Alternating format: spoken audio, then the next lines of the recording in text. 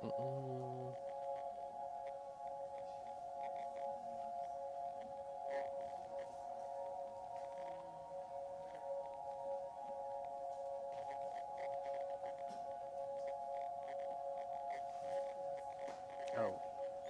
Adam.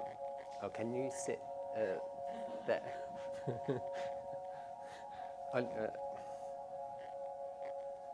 Perfect. Thank you. Are you ready?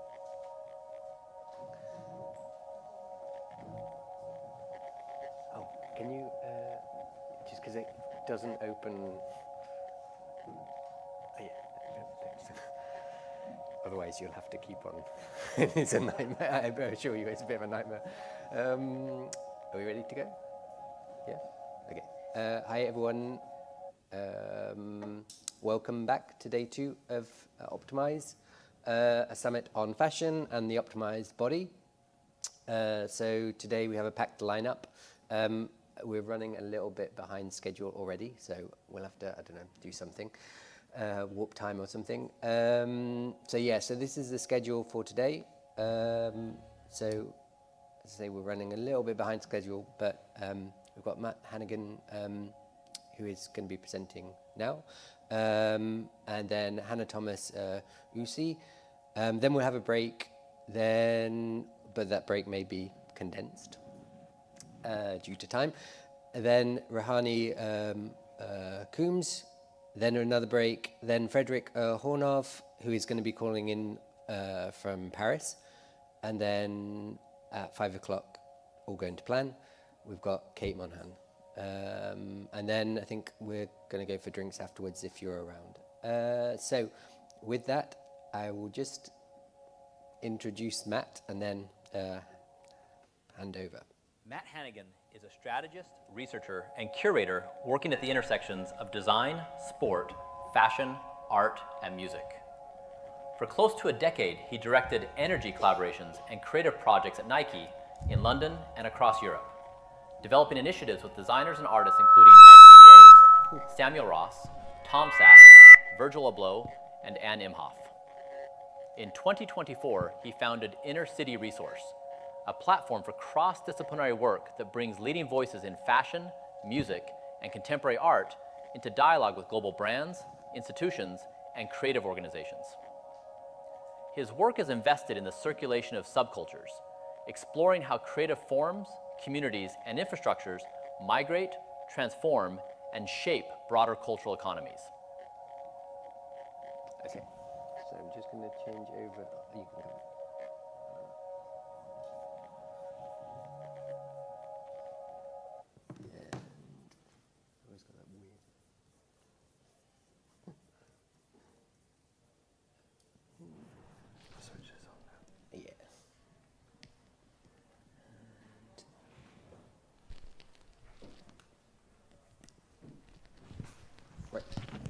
Okay. Well, that was quite an introduction. Pleasure to be here. Thank you, Daniel, for the invite. Essentially, he was kindly asked me to come and speak about my experiences in fashion, sport, and wellness. So here we are, and it's a pleasure to meet you all. Just a little bit of guidance for today. I don't usually love a presentation, I much prefer a discussion. So there will be time for Q&A at the end, but if you have a burning question, please interrupt me. We're going to be here together for a bit, so let's make it as flow as possible. So a little bit about me beyond that introduction, which was significant. I suppose my life has had like 3 big phases in it, which we'll take you through briefly. But I suppose subculture has always remained omnipresent. For me, was the gateway to everything and the through line for everything. So, you know, in my working practice and my journey with brands, corporations, and founding a studio, everything came from cutting my teeth in the subcultural zone. And in reality, everything started in the rave. So as a kid, I was pretty obsessed with kind of Detroit's view on techno-futurism. I don't know if you've ever read Alvin Toffler's The Third Wave. I recommend you read it. That text was quite influential in the formation of techno. As a music and as a community, it was always very kind of future-facing. It was very kind of utopian in its view, and from the city that was born. And from there, I kind of run techno parties in London, and that introduced me really to a definition of community, but the identity that came with it. And I really felt what it was like to live in a city where kind of counterculture existed and lived and breathed. I've always been from East London, but that period of time was in the lead up to the Olympics, and as you know, it was hugely transformative. I don't think this building would be here without that as a moment. So it's pretty interesting sitting here and talking about it. A few things happened after that, but essentially the dance floor per se led me to make connections in the fashion, sport and wellness zones. And it culminated in me working at Nike for 10 years. I worked and I headed up an energy team in London, which its main role was to kind of cultivate future collaborators, build innovative product, conjure up visionary marketing plans, and always mixing between cultural fields. And after 10 years, actually last year, I set up Inner City Resource, which kind of takes a lot of the ethic from that time, from the two phases before. It's a cross-disciplinary studio. We work a lot on strategy, research, consultancy for many brands, but also work on special projects with institutions and different commissions in various spaces. So that's kind of like a little bit of a brief context. And the reason why I say it is I really want to kind of give you a window into some real lived experience, but we'll come and talk about that later. So whenever I do these types of talks, we always talk about the state of play.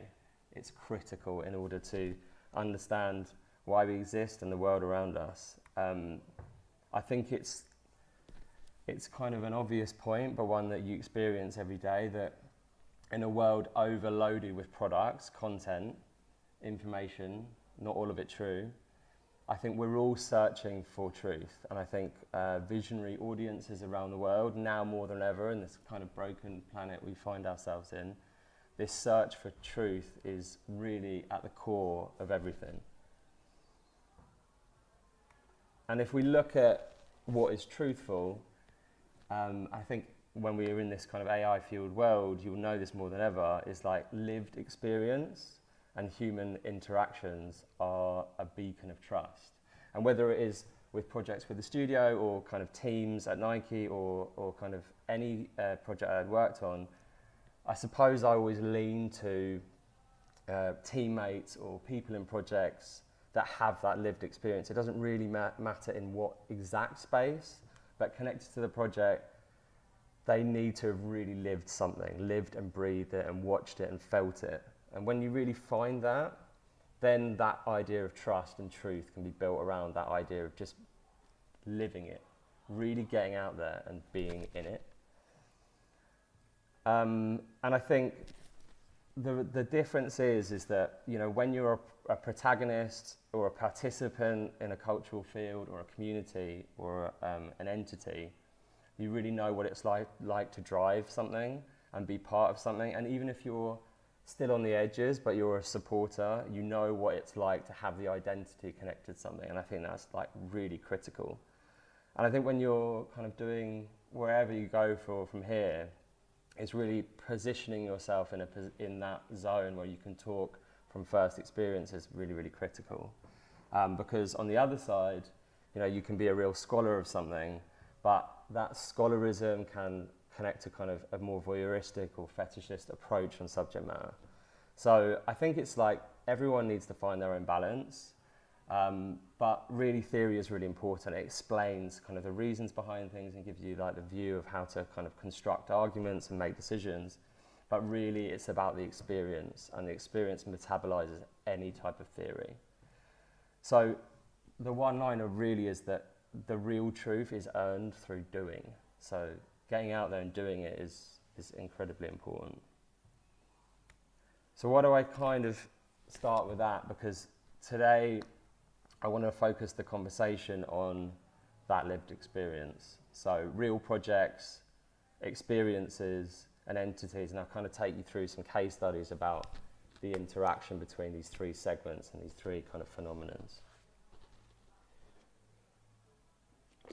So as you can see, collaboration is central to my practice, obviously from an act, from various positions before, but I just love people. I love working with people. I love working with entities and figuring out how to find bridges and authentic kind of systems that connect them together. So whether that's people, places, brands, institutions, projects, the studio itself and the creatives within it, collaboration is really the non-negotiable.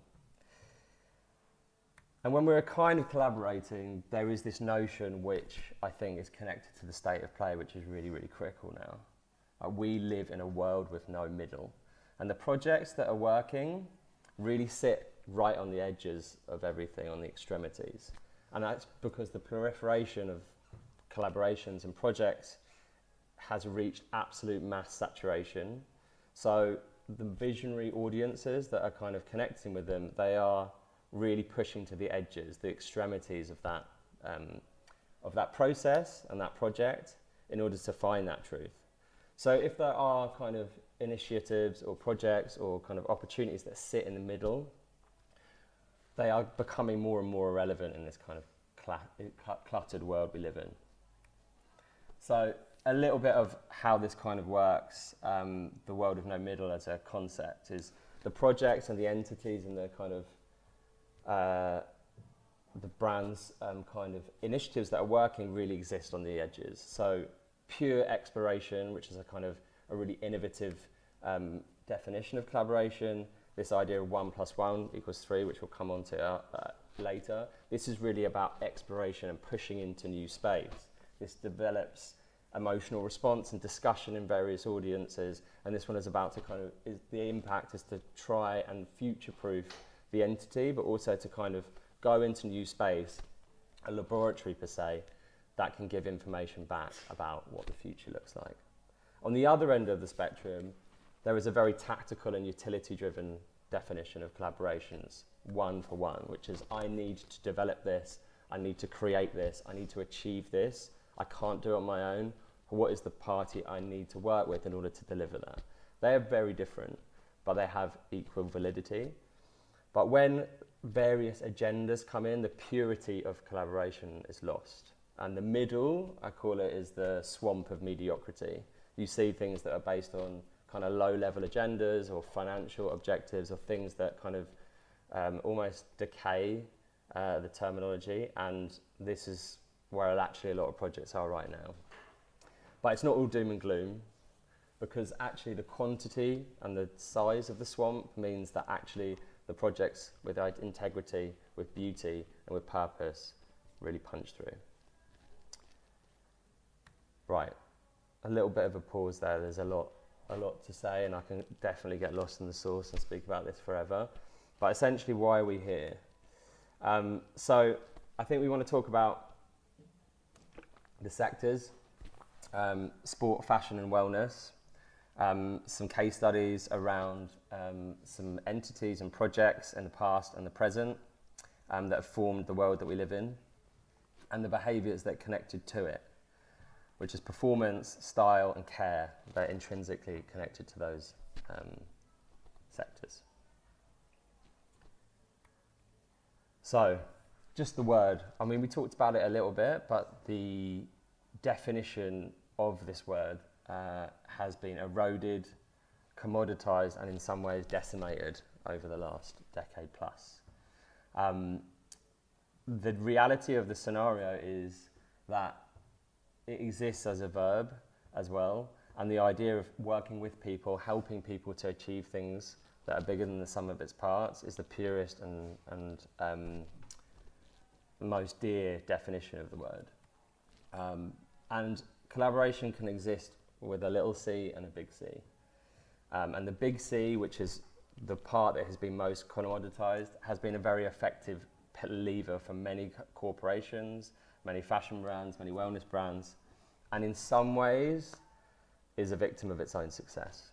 There are so many incredible projects in the past that have achieved huge things, have changed the state of play in various sectors, but because of that success, there are many others that are kind of focusing on impact without purpose. And again, we connect that to this swamp of mediocrity we talked about before.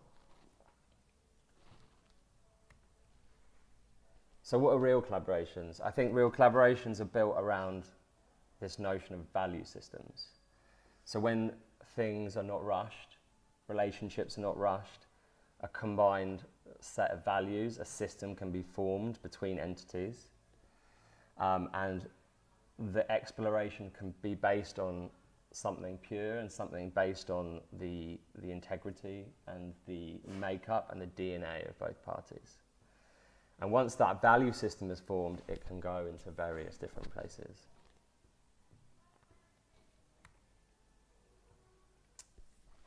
So when that value system is formed, this idea of 1 + 1 = 3 is a really, really interesting kind of formula where that value system can breed results which are bigger than the sum of its parts. And if we look at these three sectors, their kind of obsession with intersections is kind of well thought out, because essentially the energy that these collaborations give will always be bigger than the sum of its parts. And if you think about why that's the case,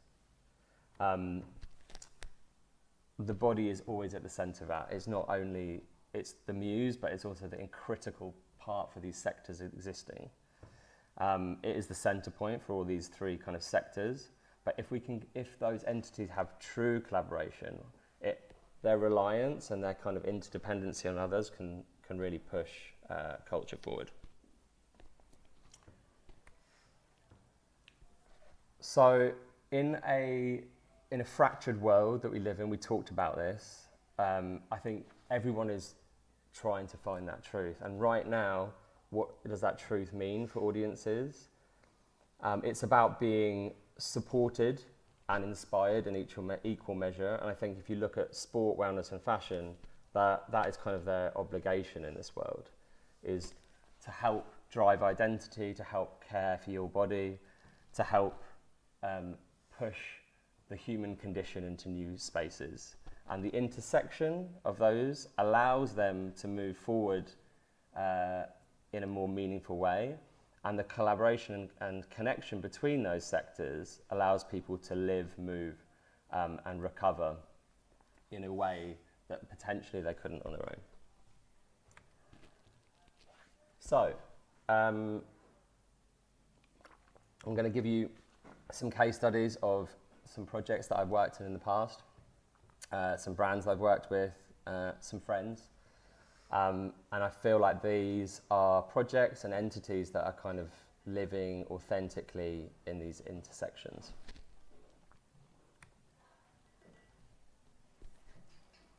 So, firstly, Martine Rose. She's one of the most wonderful human beings you're ever likely to meet, a truly incredible person. When we talk about lived experience, I don't think I've ever met anyone that is more honest to this. I mean, she's well celebrated as one of the most incredible fashion designers in the world, but I think the most important thing about her is that she has lived and breathed subculture since a very, very early age. And central to her practice is about almost the representation of her own life experiences in various fields, rave culture, in queer communities, in various kind of cultural fields, and taking her own experiences and representing them, and her medium to do so is clothing and products. So when we met up probably 7 to 8 years ago, we started talking about football as a phenomenon, and at that point, not so much now, she was really not hugely interested in the actual game. But she was fascinated about the emotion, the psychology, and the community around fandom. And I think whether you're interested in football or not, you can see the emotion and the passion and the kind of cultural kind of impact of it is omnipresent. And in her early work, she often used the archetype of the football shirt as a means to almost subvert the codes of, at that point, a very kind of masculine sport. And she did it with great effect within our own collections. And then when she started speaking to me when I was at Nike still about this phenomenon, we started talking about how the game unites people, how it is a canvas for various different kind of design languages, etc. And we thought, how could we go on a journey which starts pushing the sport and the definition of that sport from a Nike perspective into new space? And working with a fashion label like Martins, you're automatically going to build a value system, and the output of it is going to push into spaces that either party couldn't reach on their own. And if you look at vertical definitions of football, or the audiences who are interested around major tournaments, without Martin's lens, I think that there was a variety of communities around the world that probably wouldn't have been that interested in the vertical definition of football. So we were really interested in that. We were also interested in kind of the very outer edges of the football fan. And that, again, as we discussed before, that started this kind of very careful examination and exploration of what we could do together. I think one of the things that I feel hugely grateful for is that Nike gave us a long period to make this work. They knew at the time that it was a very visionary and revolutionary kind of idea, and it needed absolute freedom, and it also needed time. So there's three kind of major parts in this journey that I'll call out, but there's lots really to talk about. And it always, with any relationship, it's about starting in a space where you can kind of explore together. So before anyone really saw anything about this collaboration, there was prototype shirts that you saw on the runway, with no press messaging, with no kind of explanation of why they were there, and they were all developing how authentically an international sportswear brand could interact with a very beautiful independent team and label. And instead of walking directly into that relationship, it was about testing it, and with each test it was about learning, and that resulted into an opportunity that came up with the England team. And Martine, and actually her team, there's a lady called Shawnee who actually used to play women's football at a very high level, came to us with an incredible story about a team called the Lost Lionesses, and essentially they were a pioneering group of women in the, test me now, early 60s that really championed women's football and laid down the kind of the foundation for what it is now. And I believe that without these women, I wouldn't say that you would go to an Arsenal game and see the stadium full of incredible fans like you do now. But for various reasons, they didn't really get the plaudits that they deserved, and a lot of their achievements were unrecognised. So Martine and the team had a hugely beautiful bit of research, and they wanted to kind of tell this story to the world. So together with the England team and the FA, it was a very brave project on all behalves. We managed to kind of launch the story during a men's tournament to almost showcase that there is the other side of the story. So we manufactured this special shirt. I actually should have brought a sample of it, but essentially that it is reversible, and essentially the inside was designed as to hold the story of the Lost Lionesses and these incredible women, and it showed that when you wear it inside out, this hidden story that was kind of forgotten for so many years could actually take centre stage. So the way that Martine's wearing it in that photo is the kind of essentially the England side, but when it's reversed, the original crest that the women from this World Cup had on their chest is revealed.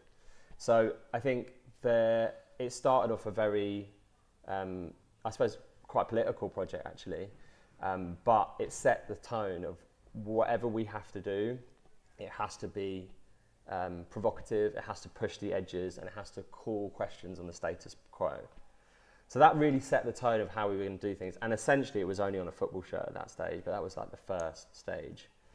And after that, the phenomenon of the Shox MR4 came to fruition. This one was developed from pretty much most of COVID actually. So this is a picture of a wonderful footwear designer at Nike called Gerald, who is probably one of the most inspirational designers that I've worked with in the footwear space. He really is a genius. And Martine and the team set him a pretty difficult task, which was she wanted to take the codes of football and take the codes of formal wear, completely deconstruct the Nike Shox R4, and then rebuild it with completely different kind of codes in mind. So it had an elongated heel, it had the heel removed into a mule shape, and the insight at the time was she wanted female footballers to feel like superstars.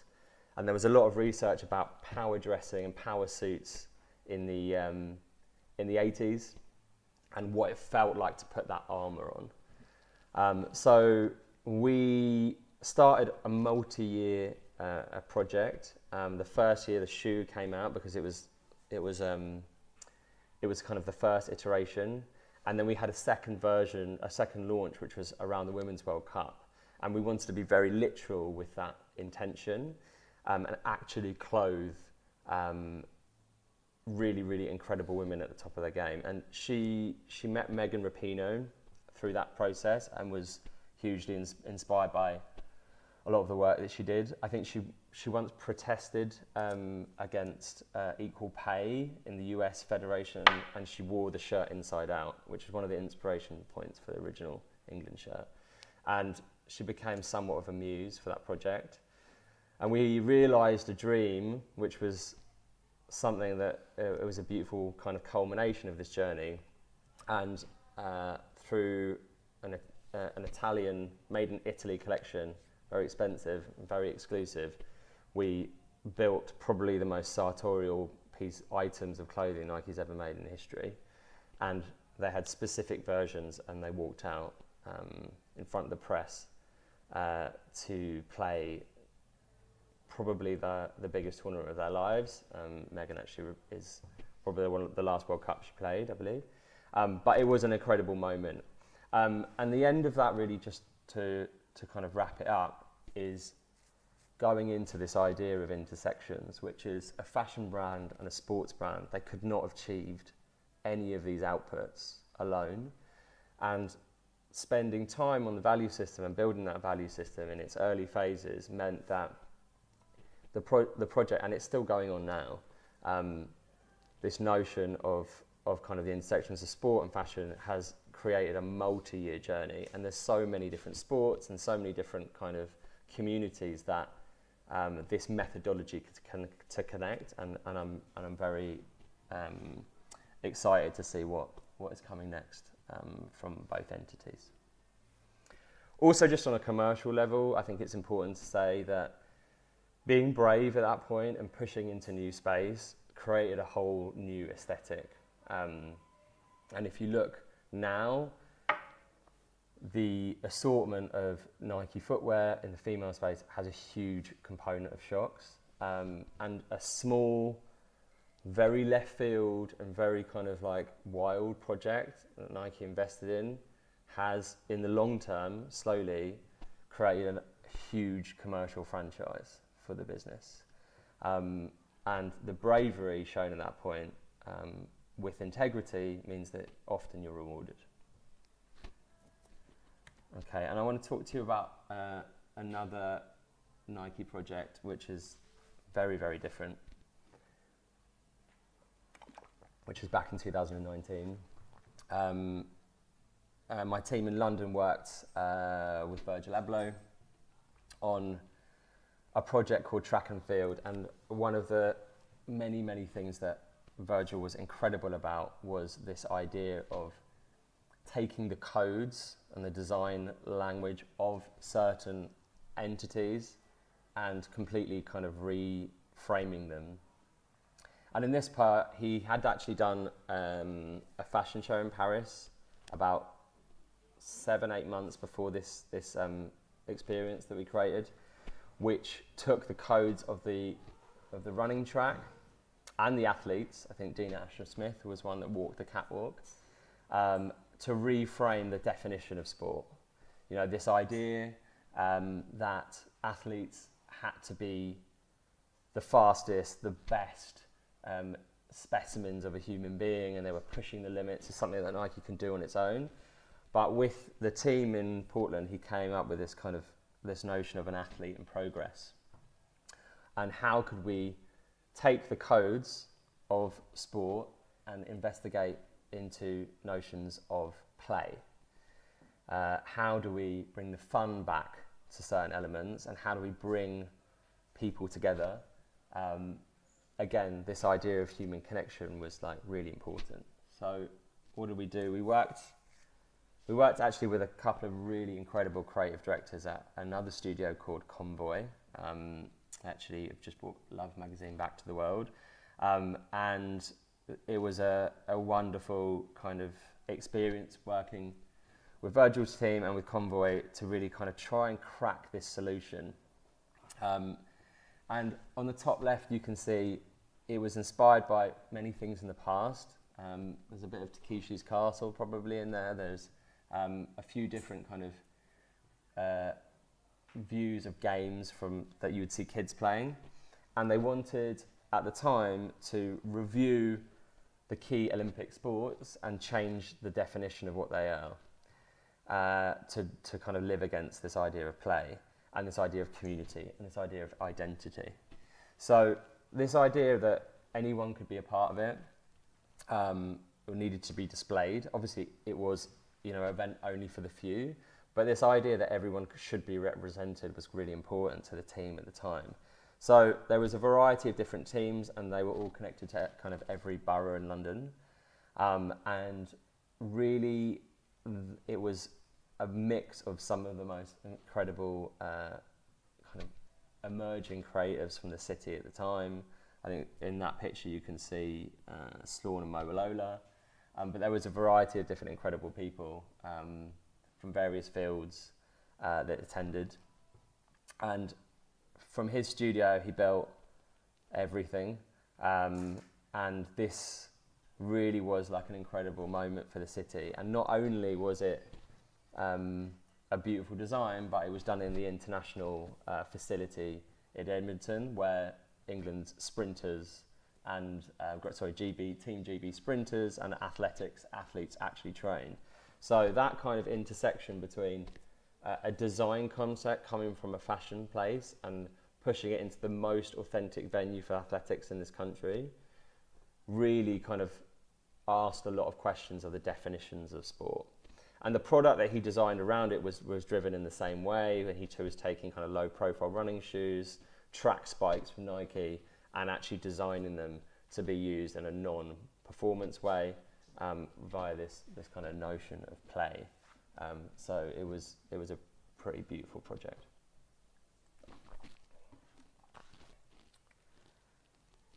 The next case study I want to talk a little bit about is some friends that I currently work very closely with, who are the founders of Our Legacy. Workshop is probably a platform that you know quite well. It's a circular platform that investigates various different materials and residual fabrics, and it works with incredible brands to look almost into their cupboard of what they have left over and reconstitute beautiful items that you would never even think are made from waste. Their new project that we worked on together is their sport pillar, really interesting kind of view from them is they really wanted to remove like the verticals in the definition of sport and really put culture and style into the fore. So their kind of sport practice really is about creating garments that can be worn all day and that translate very seamlessly across different sports. So it's a very different view to what vertical fashion brands have. Their belief is that the community, and these are all friends of theirs around the world, whatever sport they're playing, they don't need to kind of change into things. There is something which takes the aesthetics and the design lines of our legacy.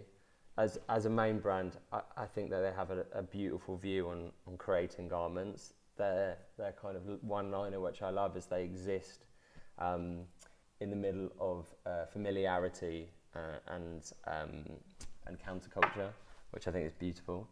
For them, sport and life is fluid, and the notion of performance is really like the act of living.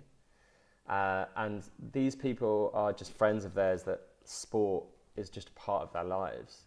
And they're creatives, they are artists, musicians, and sport is something which they need for their own mental health and for something for enjoyment, and they don't really see the difference between their creative practices and their need to do this. And the products are all designed around that, and they're hugely successful. It's only one collection that's come out in 2 parts, and it's been very successful, and it really kind of like captures really what a lot of people are kind of living and breathing. And again, it's this kind of intersection which is built from a value system, which is very important.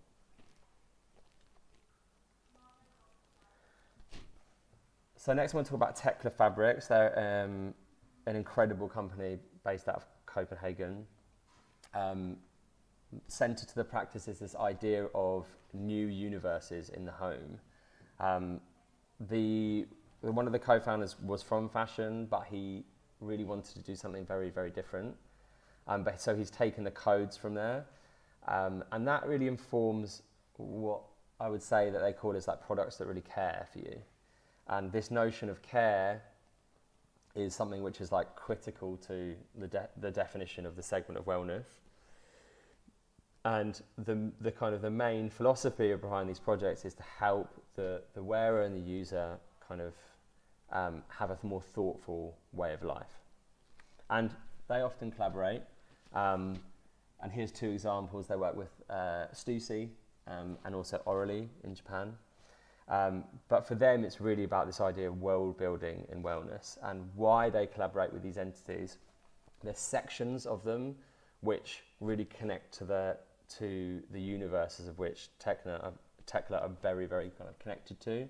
So Stussy, since its origination, has been something which has been really connected to kind of the outdoors through kind of beach, snowboarding, outdoor, and I think Tekla's view is that they really wanted to take the home outside, and the intersection between kind of this like freedom and beauty and wellness that you experience on the outside. They love the idea of combining that kind of spirit and taking that kind of beauty into the home. So there was these vibrant and beautiful images about bedwear and bedding and pajamas and products from in the home being shot outside.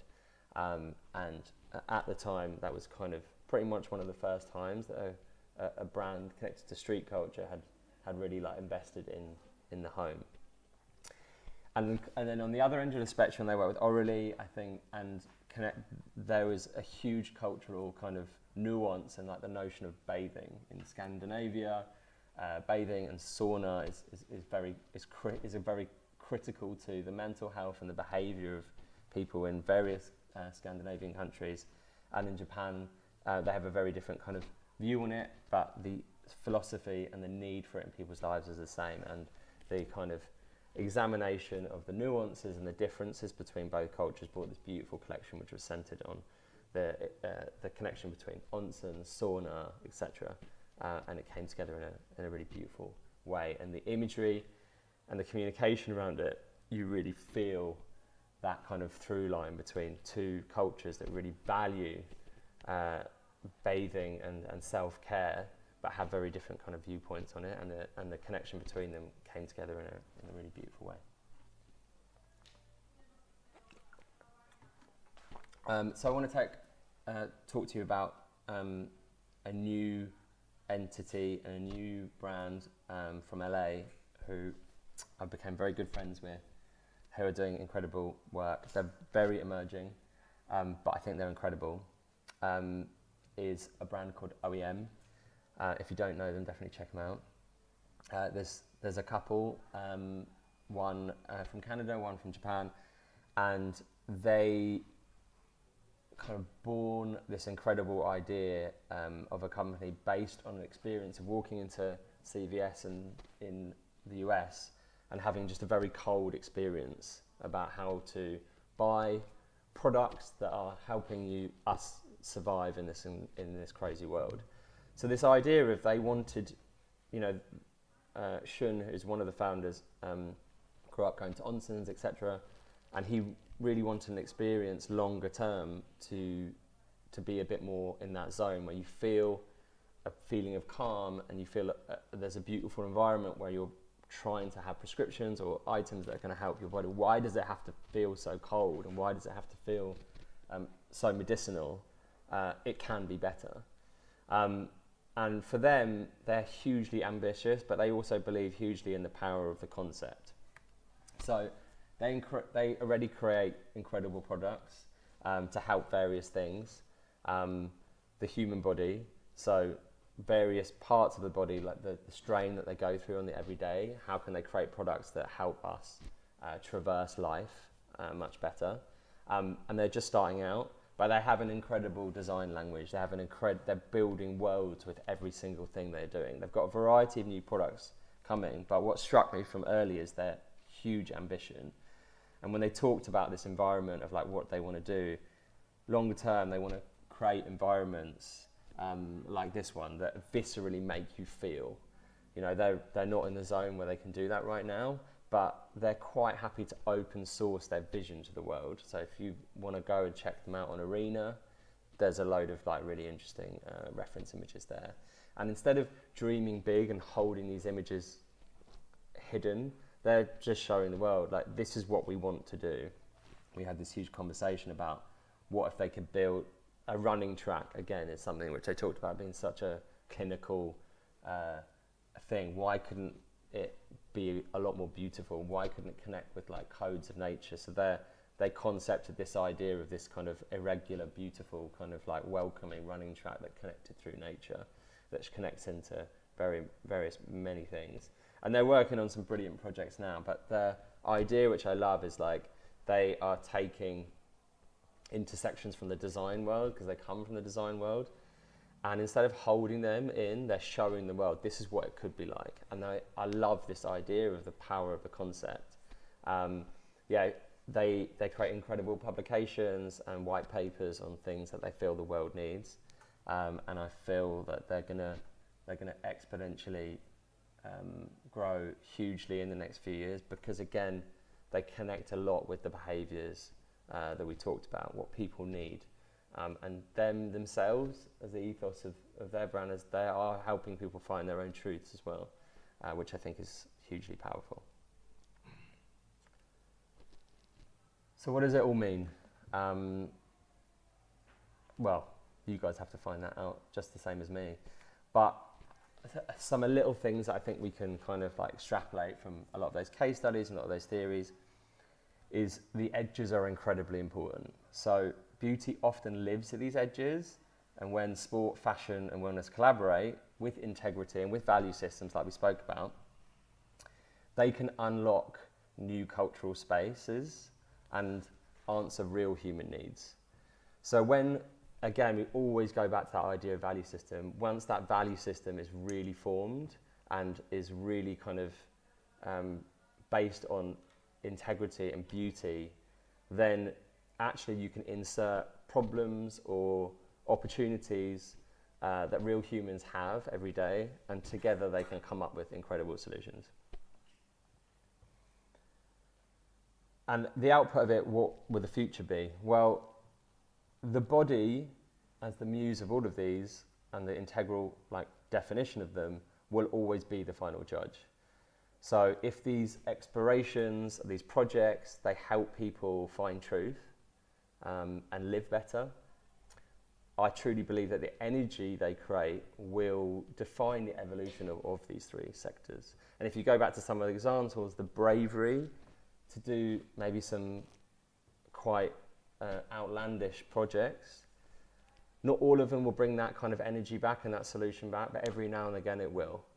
And the ability for these organizations and entities to continually be trying and commissioning and pushing into new space and bravely exploring, I believe is essentially how these sectors will evolve and how they will enable and support communities and audiences around the world to live better, essentially.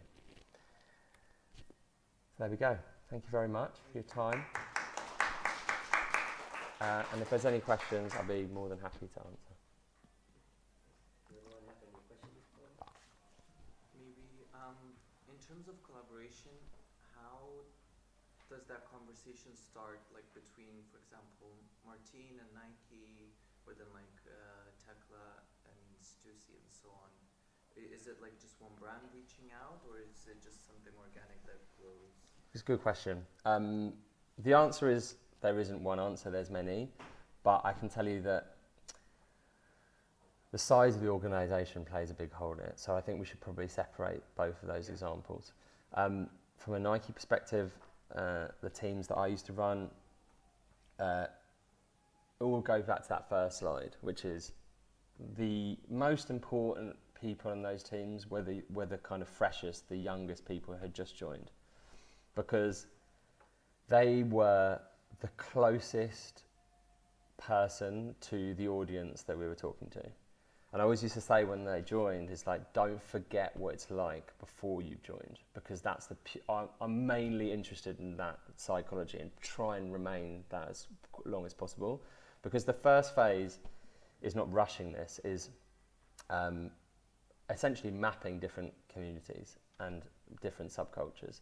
Brands have no real right, they don't create culture, but they are there to provide the tools for people that do. And in order to do that, there has to be an honest and a conversation with integrity. So these kind of people that exist authentically in subcultures and the arts and design in cities all around the world are constantly mapping and meeting and looking for those authentic relationships.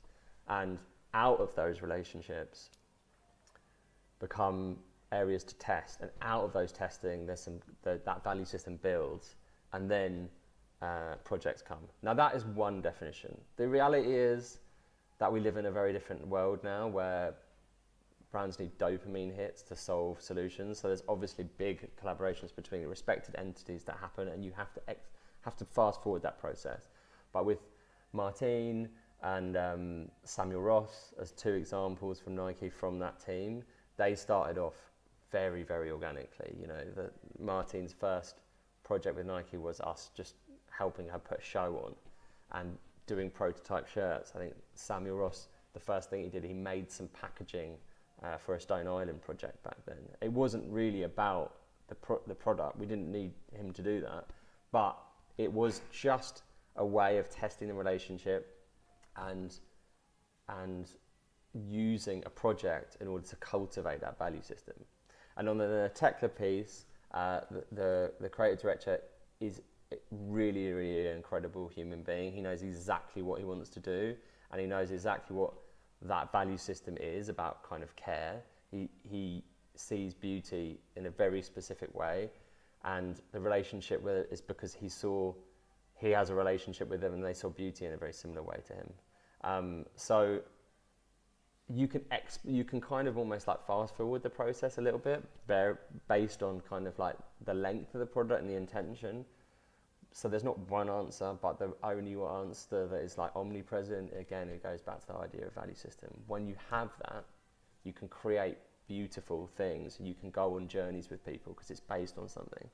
And I think a lot of the time that does go down to relationships with people, with teams, etc. When you have that, and you have that solid ground, that kind of bedrock to build on, you're going to create something truthful and meaningful and amazing. And if you don't, that's when other agendas and other things go in, and those are, you know, that's kind of the swamp of mediocrity that we talked about.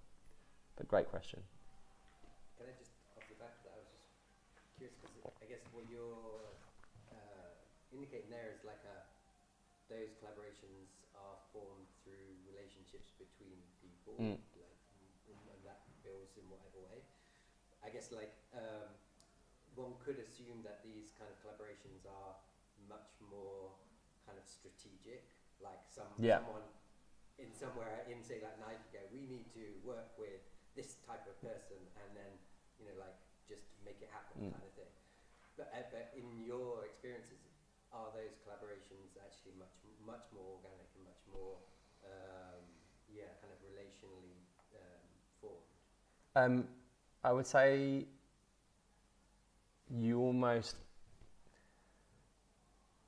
wear two masks in these conversations, which is you still, various people at that time, you still have got to realise that you work for a corporation, and it is there.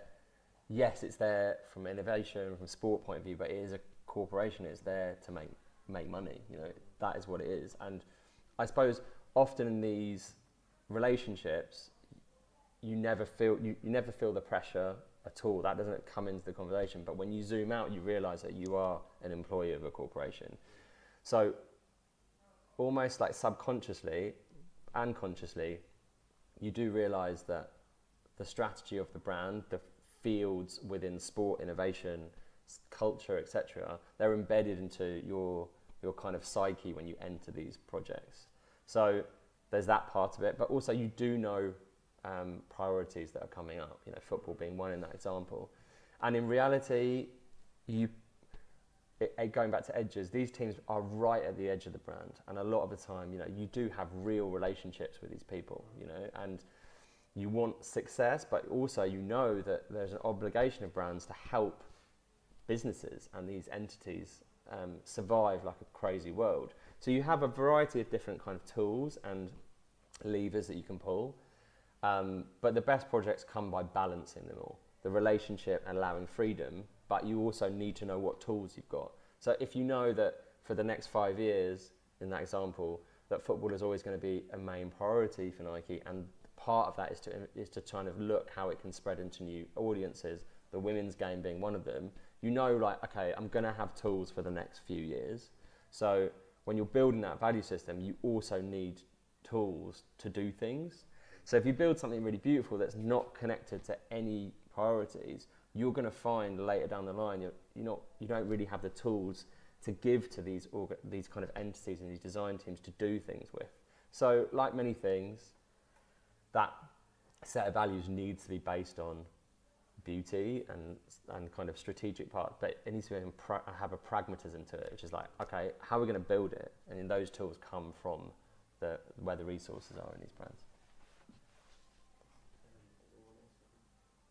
Speaking about edges, because you grew up in a subculture, I guess in the last like decade or two, subcultures have become like really fragmented. Yes. Maybe like vanished. Did you notice any change in the way that like brands approach certain audiences that might be more niche and smaller? Very good question. And I think the first part of it you've nailed is that, where do I start? Could we speak like this for a while? But I think the proliferation of information and content, social media and various other things, have meant that the knowledge that people have at the early age is like unbelievably huge. So the reality of, I mean, I'm 40 years old, so I was born in 1985. My sister's generation, and she's 10 years older than me, is if you're a kid living in Blackburn or, you know, in a more rural city per se, and you get a copy of the Face magazine, you would open it up and it was a beacon to a whole world that you'd never even known. So ultimately, you had, I would say, probably like more like tribal subcultures where I'm into this, this is who I am, this is my crew, and I don't need to look left or right because this is, I feel at home here.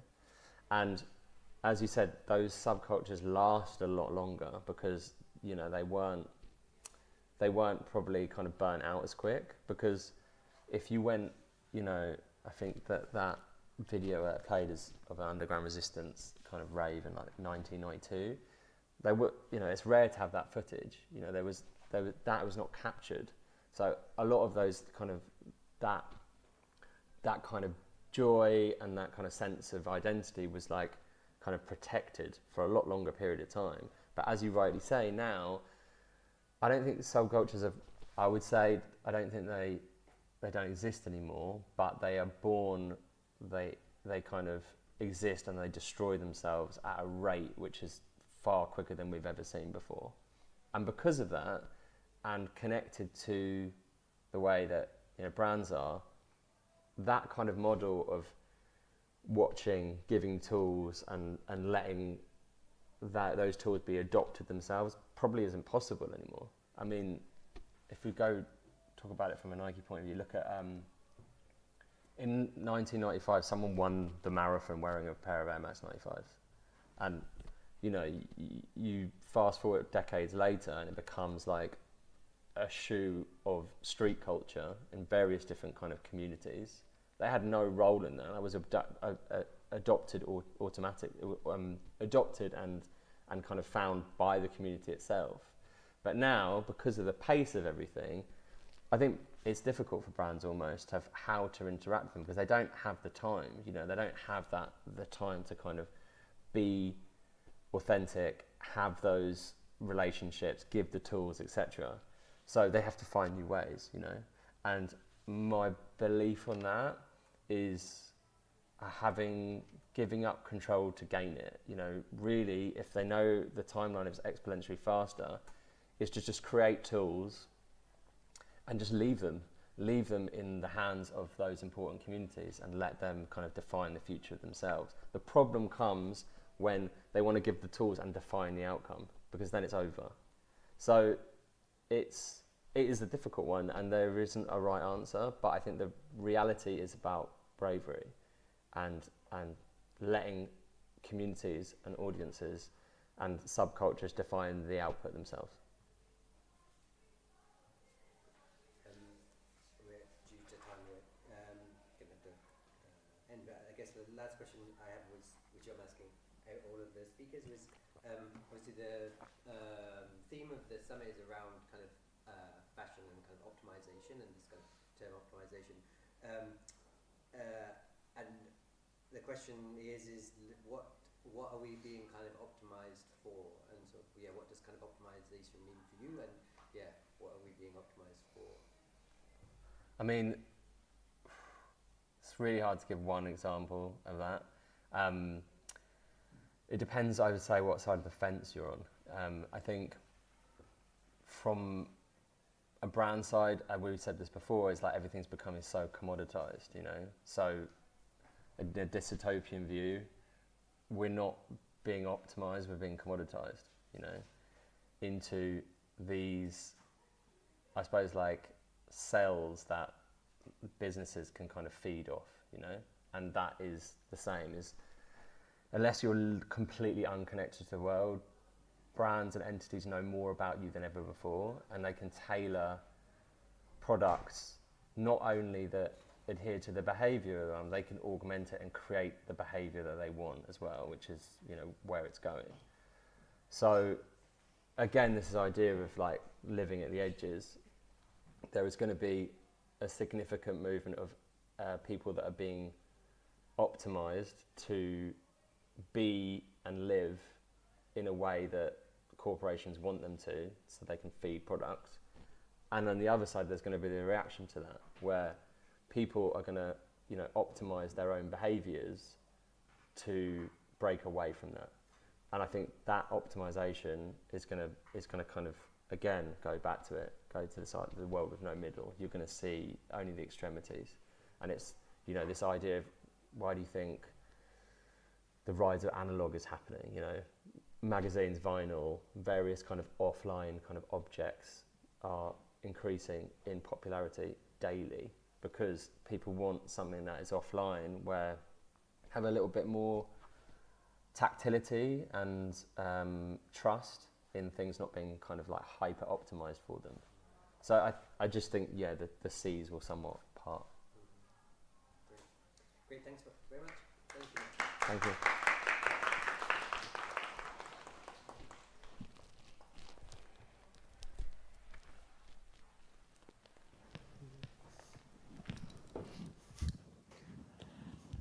This feels like a really, do you want to,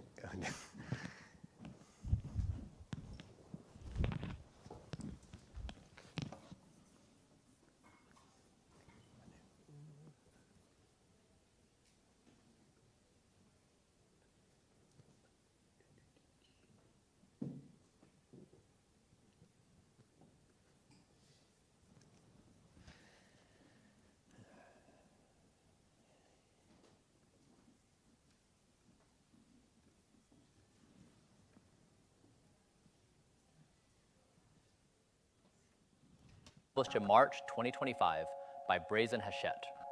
Picked for the BBC Radio 2 Book Club and the Good... Hanna Thomas Uose is a British-Japanese writer, and her debut novel, Who Wants to Live Forever, was published in March 2025 by Brazen Hachette. Picked for the BBC Radio 2 Book Club and the Good Housekeeping Good Books Spring Collection.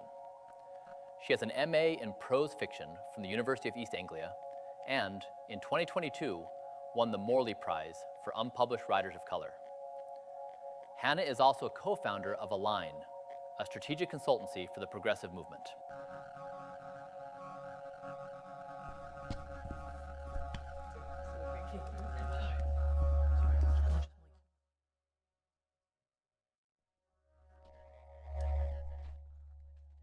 Rohani Coombes is a creative director.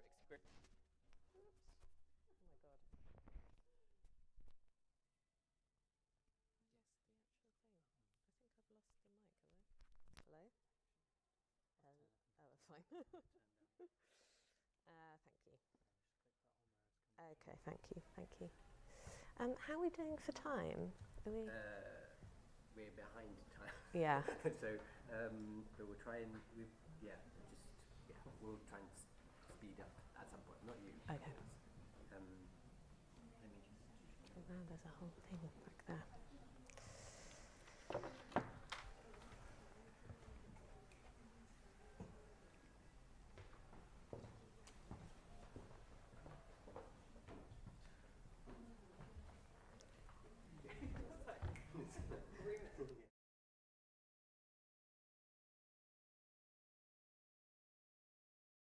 Doing.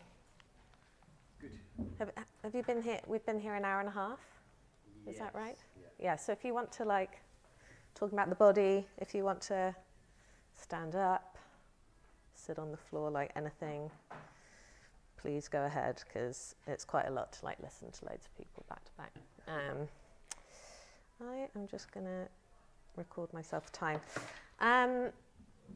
Okay, it's really nice to be here. Right, okay, yeah, I haven't. So,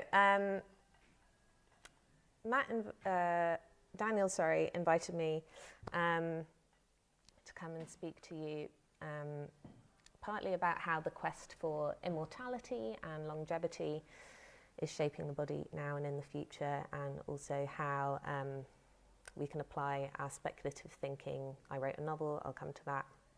So, yes, as Daniel overlaid my bio with the voice of Brian Johnson, who's like a tech bro who is hoping to never die, which was really fun to hear. So yeah, I wrote this book, which was published last year, called Who Wants to Live Forever. It's a speculative fiction novel, and I'll tell you a bit more about it in a second. I'm also a strategist, researcher, organisational designer, facilitator and coach for the progressive movement, and a co-founder of the consulting firm Align. I'll tell you a bit about the premise. Let me get my notes up. I do know my own bit.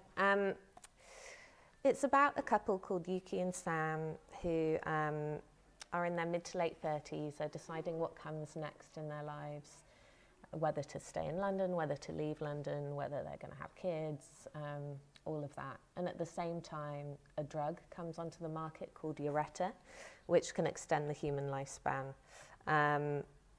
And this drug, which I'll show you what inspired it, it's named after a plant called Ureta, which can be found in the Andes and that lives for 3,000 years. It's very expensive in this world. It would be very expensive in the real world as well, and it's only accessible to the elite. And in this book, it pauses you at the age at which you start taking it, which is all context for a reading I'm going to do in a minute. So this couple, one of them decides to take it, one of them doesn't, and then the novel follows the fallout of that decision over the next 20 years and also examines the broader social consequences.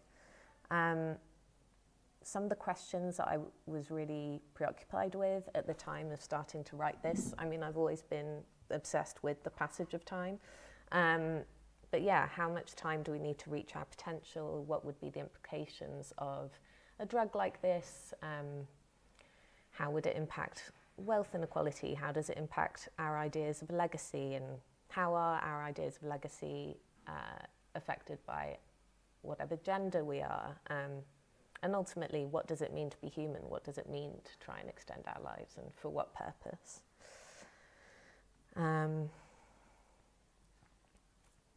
Okay. So I am going to do a reading. Oh, first I'm going to show you the plant. This is the plant that lives for 3,000 years in the Andes. It's very bouncy. This is real. It's not even sci-fi. And this is Joshua Tree in the States, and I'm just showing you this picture because it's quite a nice background to listen to a little bit from the novel. This is from the perspective of Frank, who is the inventor of the drug Ureta in the novel. Yeah, I think that's all you need to know. And he's pretty early on in his career at this point.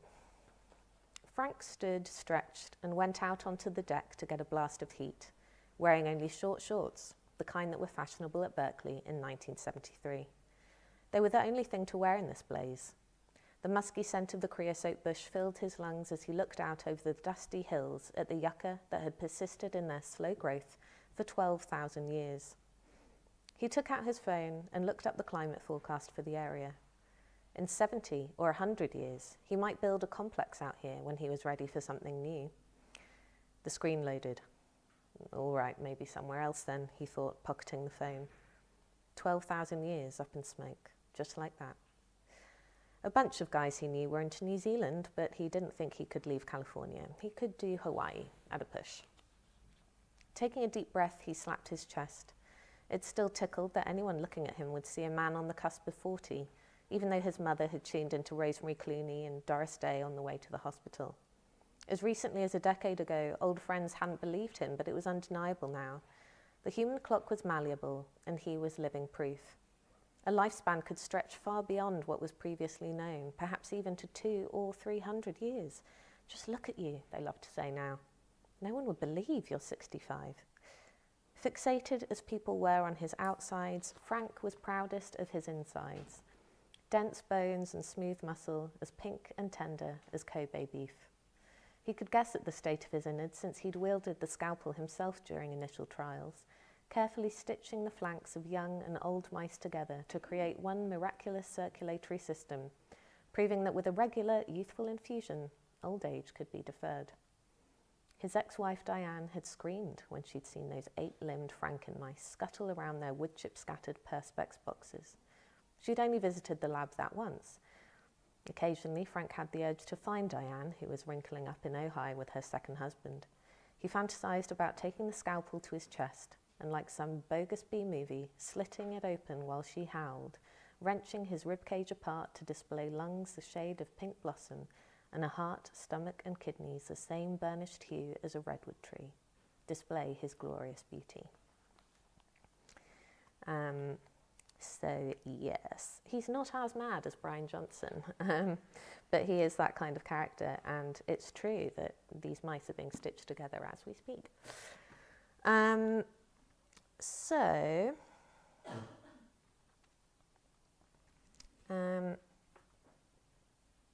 want to tell you a little bit about my approach to world building. Like, how did I think about all of the consequences of a drug like this, and how did I come up with the characters and all of that? This is a hand-drawn map that the sci-fi author Ursula K. Le Guin drew for her novel The Left Hand of Darkness. She drew maps for every one of her novels, and I think it's a very good example of how, when you're engaging in speculative thinking, speculative futures, it's important to build out the entire world. Like, the product or the story is one thing, but the broader world, like, it has to come out of that broader world. So before I even thought of the characters, the plot, anything like that, I really thought through what are the rules of this world when a drug like Ureta is introduced. And I know that you're about to go off in sort of small groups and engage in some speculative design. So yes, ask yourself, what are the rules of the world? I asked myself, how would a drug like Ureta affect notions of the afterlife and spirituality? How would it affect career trajectories, family life, desire, social status, and social class? The sci-fi writer Frederick says a good science fiction story should be able to predict not the automobile, but the traffic jam. So we're not just interested in, like, what are the technological innovations that we foresee? What can we predict? We're thinking, what are the glitches that are going to come up as a result? What are the unintended consequences of any particular intervention? So when I was thinking this through, I was thinking, okay, so say that some people, say the wealthy elite, get to access a drug that extends your lifespan. What does that, or pauses your age as well? What does that mean for relationships between parents and their children, or children and their parents' friends? Do they consider them children, or are they peers and colleagues and, in waiting? There's a line where Yuki, the protagonist of the novel, sort of looks at her friends and their children and just pictures them playing doubles tennis forever. I also thought about, like, what are the consequences? I was a kid when seatbelts were introduced, and before that everyone was just like wildly just driving, like raw driving, I don't know. But so what does it mean to, like, potentially be able to live to 250 or 300? What additional health and safety things might be introduced? What would feel really scary suddenly, knowing that we might not just lose our lives, but potentially, 3 times the amount of life. So I thought about, perhaps some of the people who took the drug might start hiring fixed-term contract workers to do things like mowing the lawn, climbing ladders, driving, all of the risky behaviours, and that might exacerbate sort of wealth inequality by introducing this new sector. I thought about how people might stop cycling, or they might start wearing helmets to walk around, maybe even neck braces. And, like, these little things are not huge topics of the novel, but they're little details that help build out the world. I also thought about the fact that, there is no such thing as a monoculture. There are just so many different subcultures that will arise in response to any technological or social intervention. So I really enjoyed thinking about what subcultures might emerge. There's a sort of small character in the novel called Ruby, who's an artist, and she lives in a commune. And even though she's on the drug and she looks very young, she wants it to be known that, she wants it to be clear and visible how many years she's lived. So with every year she tattoos a new line across her forehead. And there's another subculture called void chasers, so people who even though they're on the drug, are really still drawn to risk and the idea of oblivion, and who kind of actually become more, more kind of dangerous. So with that, I've got a bit of a longer excerpt from the novel, which is from Sam's point of view, who's one half of this couple, and he's goes climbing with his friend Charlie, and Sam's on the drug, and Charlie confesses his own involvement with the drug. He cast his eyes around the space. Beyond the reception was an archway, through which he could see a white plywood wall that warped at unnerving angles, speckled with neon-coloured holes. Climbers hung from them, their eyes directed skywards, as if this were some place more celestial. Once they reached the top of the wall, they let themselves fall down again onto the thick crash mats below. Been coming here for a couple of years now, I reckon, said Charlie. Okay, we're over here. They went through the archway, where Charlie introduced Sam to a handful of men with single-syllable public school names, not so different from his: Ben, Tom, Luke, Don, and Fred. Where are the ropes? Asked Sam. Ropes? Nah, this is better. Builds up your strength fast. Charlie rubbed white powdery chalk into his hands. Just beyond his friend, Sam could see a man on crutches, his right leg encased in plaster, shouting instructions at a woman splayed against the wall. That's it. Right hand small blue. Next one, fantastic. Now left hand to orange and left foot to the big red one, bit of a stretch.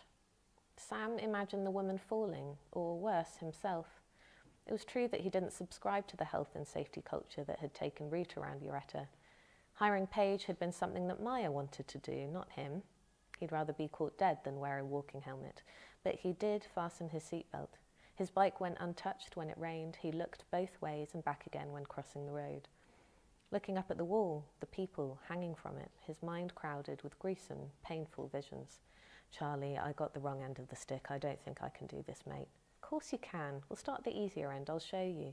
No, I mean, I'm a bit hungover, a bit fragile, and I'm not supposed to do this kind of stuff. Sam lifted his hands, apologetic. I thought there'd be ropes. It's cringe to admit, but it's just a bit much, what with Uretta. Charlie looked at him for a long while. Sam scratched the back of his head, embarrassed. I can go round the corner and meet you for a coffee after? We're all on Uretta, said Charlie, his voice hushed. Who? All of these guys. He gestured to the single-syllable lineup. Sam paused. And you? Yeah, mate, I am, okay. Oh, he frowned. Why hadn't Charlie told him? And you're telling me this now? He glanced around at this unlikely place for revelation. I've been wanting to find the right moment. No one knows apart from these guys. Our worlds don't collide very much. A penny dropped. Wait, hold on, let me get this straight. Viv doesn't know. Charlie stepped further away from the wall. No, and please don't tell her. I thought you might get it, considering I need a bit more time, that's all. It's not a long-term thing for me. It's been 3 years and... 3, Sam exclaimed. Keep your voice down, Charlie hissed. Look, it's not a big deal. I won't do more than another 5. I just need a few more working years before I have to pack it in. Landscaping is tough on the body. But Sam spoke slowly, wanting to be careful. How will that work? Any extra cash will just go on Uretta, won't it? Yeah, but I came into a bit of money when my dad died, got a chunk from the house sale and saw an opportunity to slow things down, make the most of it. Viv wouldn't have been up for it at all. She wanted another kid. And how did you explain it to her, not having another kid? She thinks we've been unlucky. I got my tubes tied at the clinic, told her I had groin strain. Charlie grimaced, but Sam could see a touch of pride in his friend's face, chuffed at his ingenuity. Sam looked towards the ceiling and listened to the percussive sound of people falling from a great height, gutted to find his perception of Charlie falter. He was a man that Sam had always relied on to have his shit together. Sam was the messy one, the one never quite on track. Charlie had always been a couple of steps ahead, confident and full of integrity. But to be so calculated as to go behind Viv's back? Sam saw his own betrayals in relief. Seriously, please don't tell Viv, Charlie pleaded. Sam kept his fat face as blank as possible and gave a single nod. Of course, man. He looked down at the floor, spongy and neon green. I hope I didn't influence you or anything, Charlie. Don't flatter yourself. But yeah, I'd be lying if I said you didn't play into it. You put yourself first, gave yourself a gift. I thought, why not me? Sam rubbed the back of his neck. Was it a gift? I wish you'd given me a call. Well, we're talking now. It's good to tell you finally, mate. What a relief. Charlie patted Sam twice on the back, then turned and looked towards the wall. Tom was spread-eagled across the upper portion of it, the others shouting encouragement from below. Sam considered Charlie, the man who'd managed to have it all, the wife, the kid, the time. Why was his friend bent on risking it, putting himself in harm's way? It didn't add up. He moved his focus to Charlie's group of friends, a realisation dawning. A feature in The Guardian a couple of years before had covered the boom in extreme sports since Uretta's invention. While some jogged in head protection and refused to fly, others were out climbing, snowboarding, base jumping, parachuting. Void chasers, the type of people who before Uretta would have counted out their vitamins before mounting their mopeds. Freed of the imminent spectre of oblivion, Uretta supercharged a flirtation with it. Perhaps, the article had concluded, they needed to toy with death to fully understand what they had gained. So yes, that is to like demonstrate how to think through, all of the potential unintended consequences of a new technology. I also I'm very invested in thinking through the social consequences of any technology or social development. So this is a quote from Adrienne Marie Brown, who's a writer and a sort of progressive facilitator herself. I believe that we are in an imagination battle, and almost everything about how we orient towards our bodies is shaped by fearful imaginations. Imaginations that fear blackness, brownness, fatness, queerness, disability, difference. Our radical imagination is a tool for decolonisation, for reclaiming our right to shape our lived reality.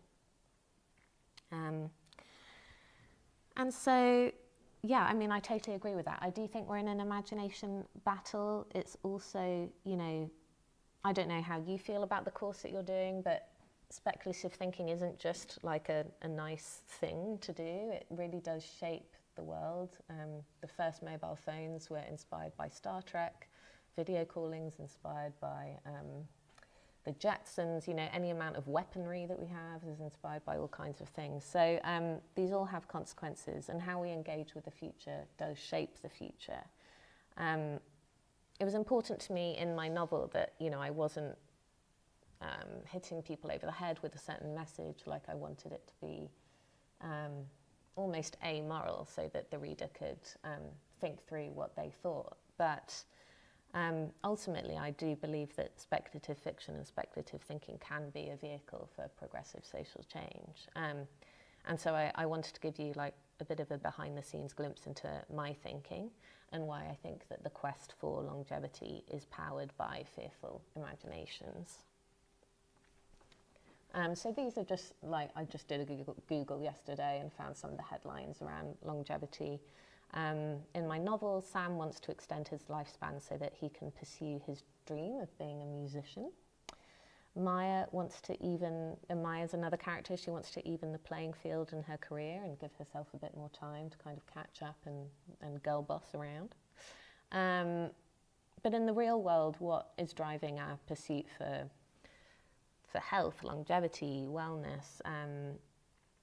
Here we've got spas. I don't know, there's just like so much here, skincare, diet. And a lot of the messaging is around three things, I would say. And this gets to Daniel's question earlier to Matt around like optimizing for what. I'd say that the messaging that we get is for productivity. Let's live longer so that we can achieve more. Let's live longer, like so that we can have more leisure time, so that we can live out our retirements in good health. Let's like focus on longevity so that we can be more desirable for longer and kind of like 50s and E40 or whatever it is, all these things. And these are all extremely relatable, extremely tempting things. Like I would like to be productive and have leisure and be desirable, like that all sounds great. But in reality, and this is Brian Johnson, the voice that you heard earlier, with his dad and his son in an extremely strange homoerotic kind of pose. In reality, so Brian Johnson, if you don't know, he was the founder and CEO of Braintree, which later got bought by PayPal, and he now runs something called Project Blueprint, which is really, he says is going to sort of like find the key to immortality. But is he fueled by this idea? Is his imagination fueled by the desire for productivity, leisure, and desirability? Well, in the first instance, he calls himself the most measured man in history, and he spends about 6.5 hours a day on longevity activities. None of these things contribute to social science, since he doesn't do it he doesn't use a scientific method. Like, there's actually no way of knowing like which of the things he does works. So it's sort of a waste of time. In terms of desirability, he seems very driven by desirability and his own sexual performance. He like measures his nighttime erections every night. But the quest itself does not make him more desirable. Like, a couple of years into his this hobby, he became so gaunt that he needed Botox and fillers to stop people from thinking that he was really ill. And his hair does seem to be dyed. So the things that do the most for him aesthetically are just aesthetic interventions. They're not actually coming from the stuff that he does. So in that sense, like, I don't think he's fueled by like the mainstream messaging that we get around, like, you know, have a lovely leisure time, like be buff, like whatever. I think he is primarily fueled by a fear of death. He was raised as an evangelical Mormon, and when he left the Mormon church, that coincided directly with his kind of obsession with living forever, because I think, you know, it's a big thing to like lose your faith and think, there's not an afterlife that I thought there would be. This is Peter Thiel, who was the founder and CEO of PayPal, which bought Braintree. He is, I think, the primary funder of longevity stuff.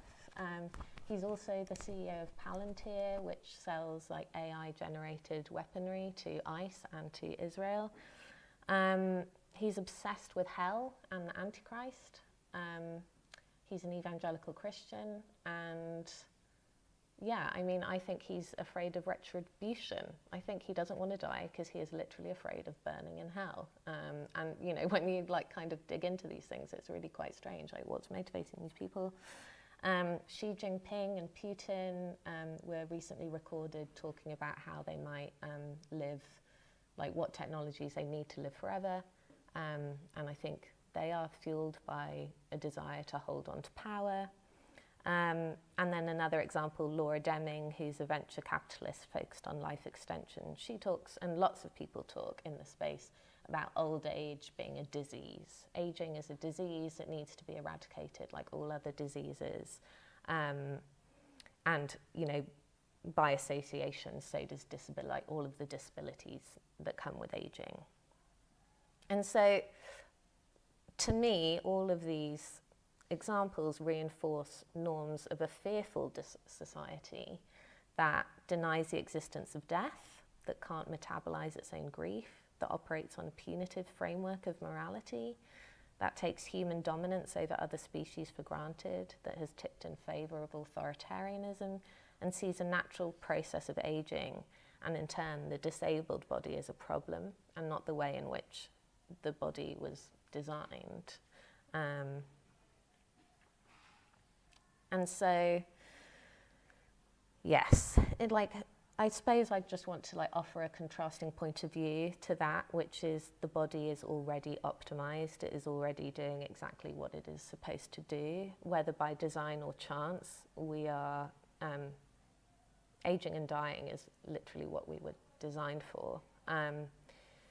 We're part of an interconnected world, and ultimately, if all goes well, we turn into a very nutritious compost for the next iteration of the world. And so, as you, how do I make, whoop, oh, here we go.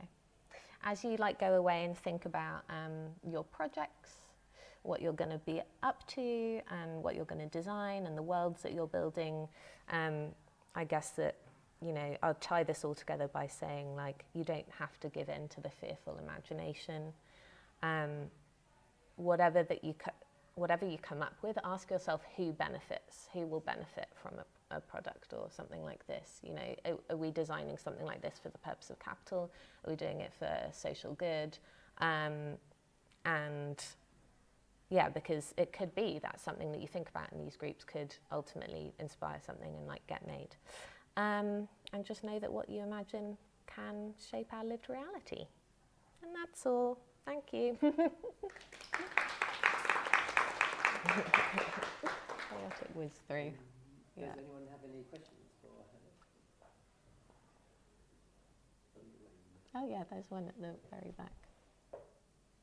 I really enjoyed reading your book, but I Oh. also thought, I really resonated with the way you said how you captured the characters attempting to be quite immoral. And I really love that all the characters in the story have different relationships to death. And since reading the book, I've been asking what other people's relationship to accidental death is. So I'm curious what you think about accidental death and how you capture people's behaviors changing after they get administered to it. Yeah. What's my relationship to accidental death? Yeah, it's bad. Very against it. Yeah, deeply against it. I mean, I think, every time my boyfriend goes off he cycles a lot. He's already broken both collarbones. Just, you know, I'm always like, safe cycling. I always think like, it's the last time I'll ever see you. But yeah, I do think, I think over time, over my lifetime, I think culture has become way more health and safety conscious. I mean, people used to smoke on planes and be like walking up and down or whatever. Like now it's like we go through all these rituals of safety that don't even mean anything. I mean, you take off your shoes at the airport. There's literally never, ever, ever once in history found anything that is potentially dangerous, and yet we all do it as like a performance of safety. Like, I don't know. But yeah, I think, I do think this would be a huge unintended consequence of a drug like this, yeah. Maybe in the book, there's also a kind of another thing that was explored around desire and Oh yeah. yeah, I was just wondering if you could talk a little bit about that part. Yeah, because yeah. that was really interesting in terms of like age itself then becoming. Yeah. I mean, I guess it's already sort of in our contemporary cultures is already fetishized to some degree, but there was a kind of interesting like shift or morphing of that. Yes. Yeah. Thank you for reminding me. Yeah.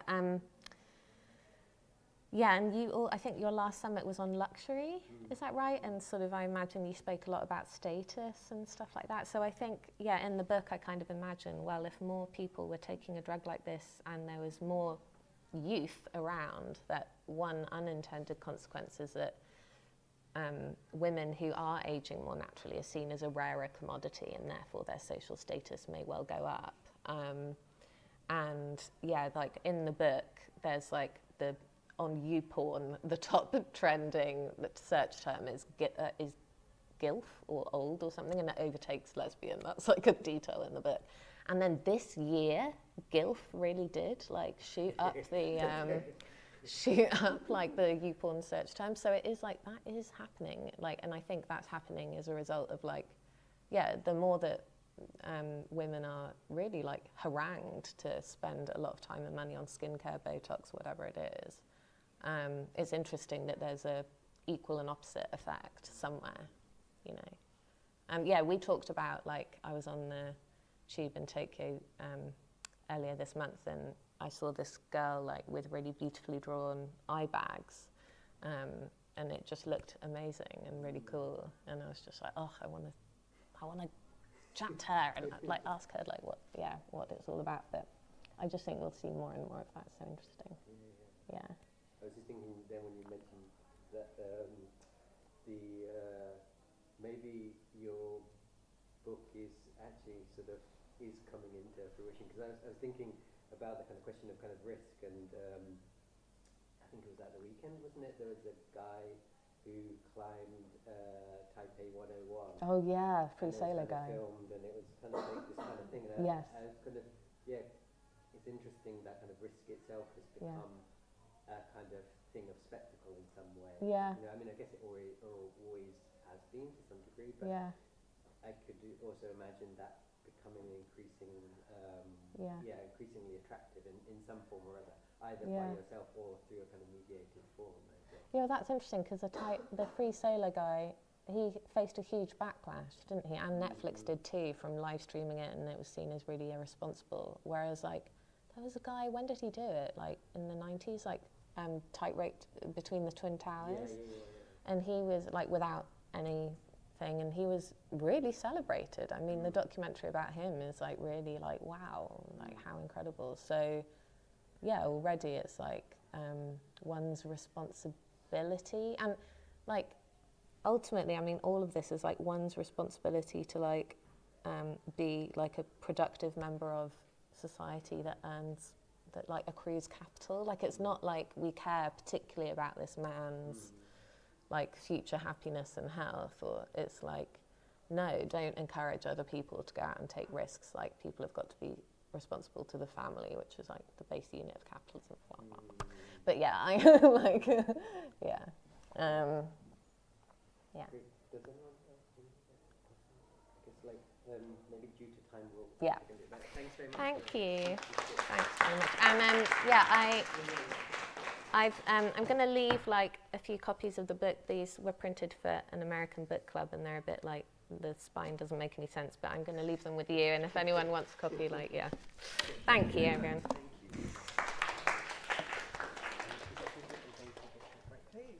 Okay, so maybe we'll take a short break.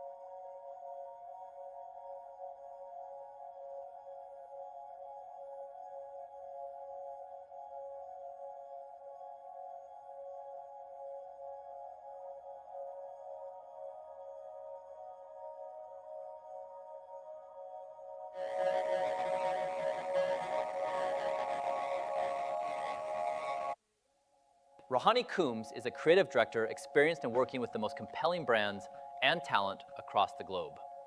From the gutters of digital feeds to the physical experiences of culture today, her work creatively and aesthetically obsesses psychosocial realities and the interference or elevation that brands can have in our lives.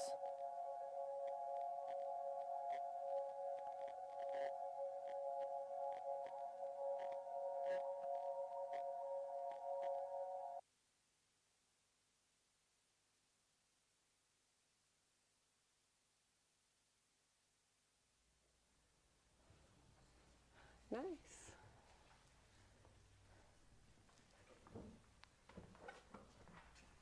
Amazing. Hi. Right, we're 3:25. You guys have survived up until this time, so I'm going to try not to bore you to death. Thank you so much for joining me here today. My name is Rohani. As you heard, I'm creative director at Morning. So Morning is a creative strategy studio that is based out of London, and we work with clients such as Alexander McQueen, Margiela, Nike, Versace, and many, many more. At Morning, we're built on a philosophy where we believe it can be a new day for the industry, where the web is a powerful tool for good, and we have a responsibility as storytellers to right the wrongs and push culture forward. In essence, our mission is to leave the world a little less shit than it was yesterday, and knowing what it's like to be an agency and having to work with big corporations, it's kind of acknowledging that to kind of function and exist within capitalism rather than just trying to discard it all, saying if we have to work within this infrastructure, how can we at least try to make things even marginally better than they were before?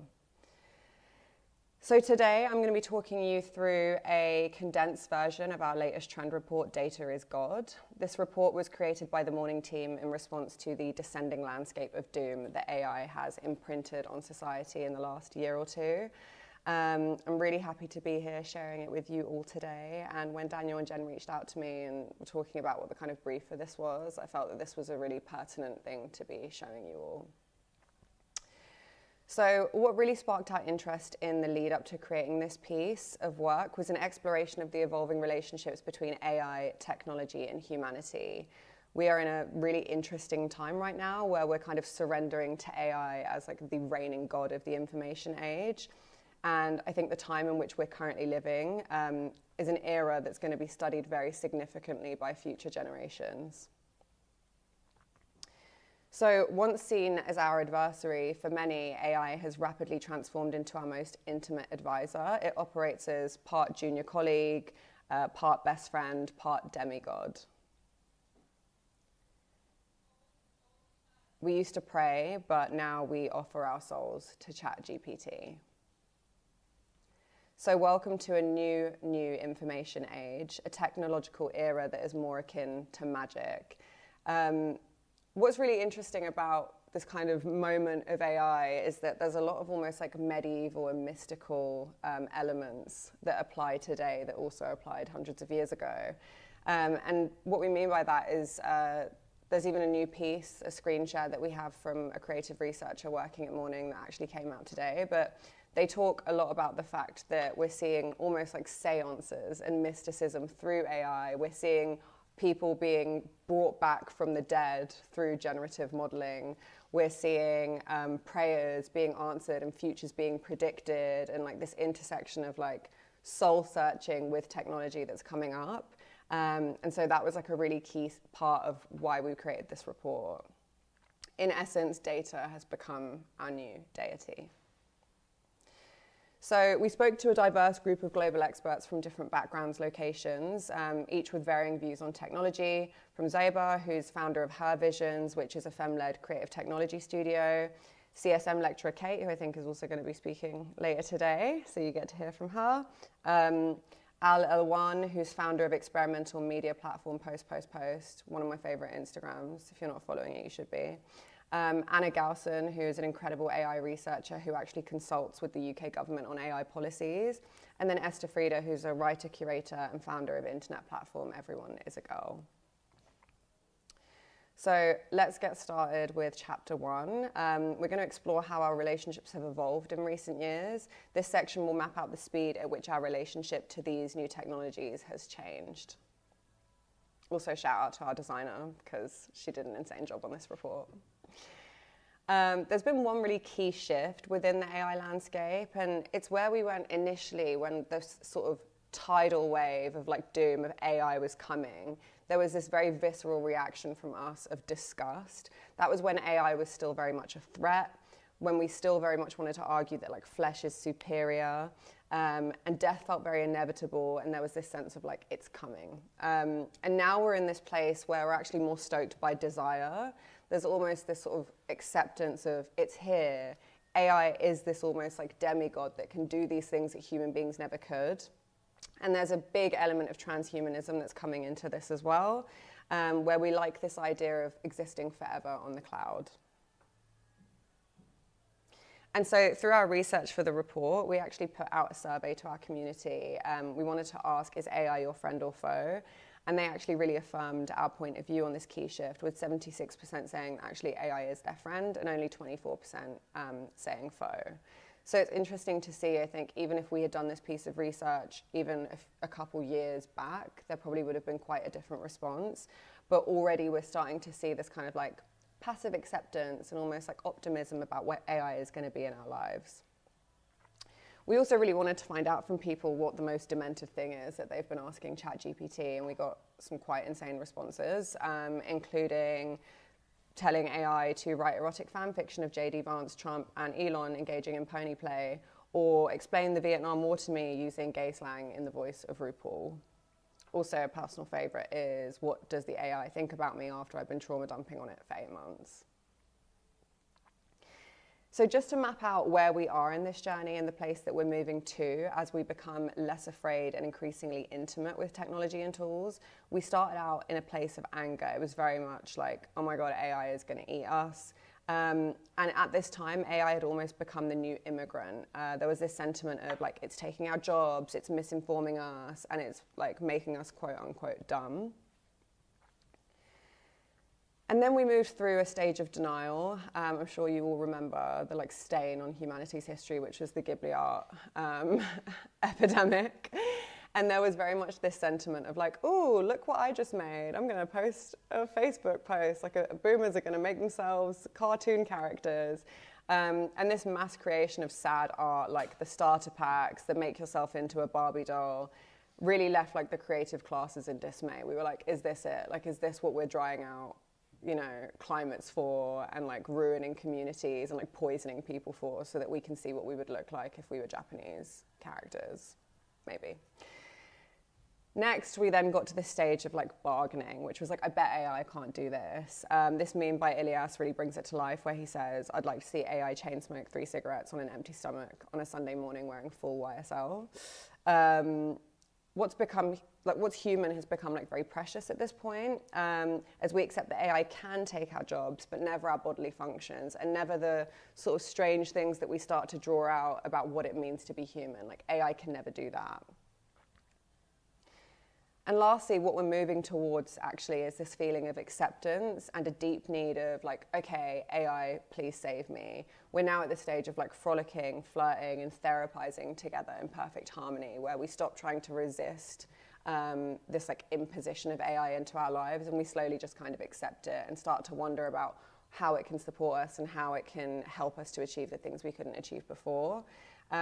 It's almost like thinking about a cashless society. For a long time, people were really, really resistant to not using cash for things, and now there's that amazing tweet that someone made once that said, all you need in London to leave the house is a bad attitude and Apple Pay, and I think that's true. Basically, we're sacrificing our morality, our data, and our self-respect for convenience. Every extension of mankind, especially technological extensions, has the effect of amputating or modifying some other extension. Technology, once again, is the conduit for convenience.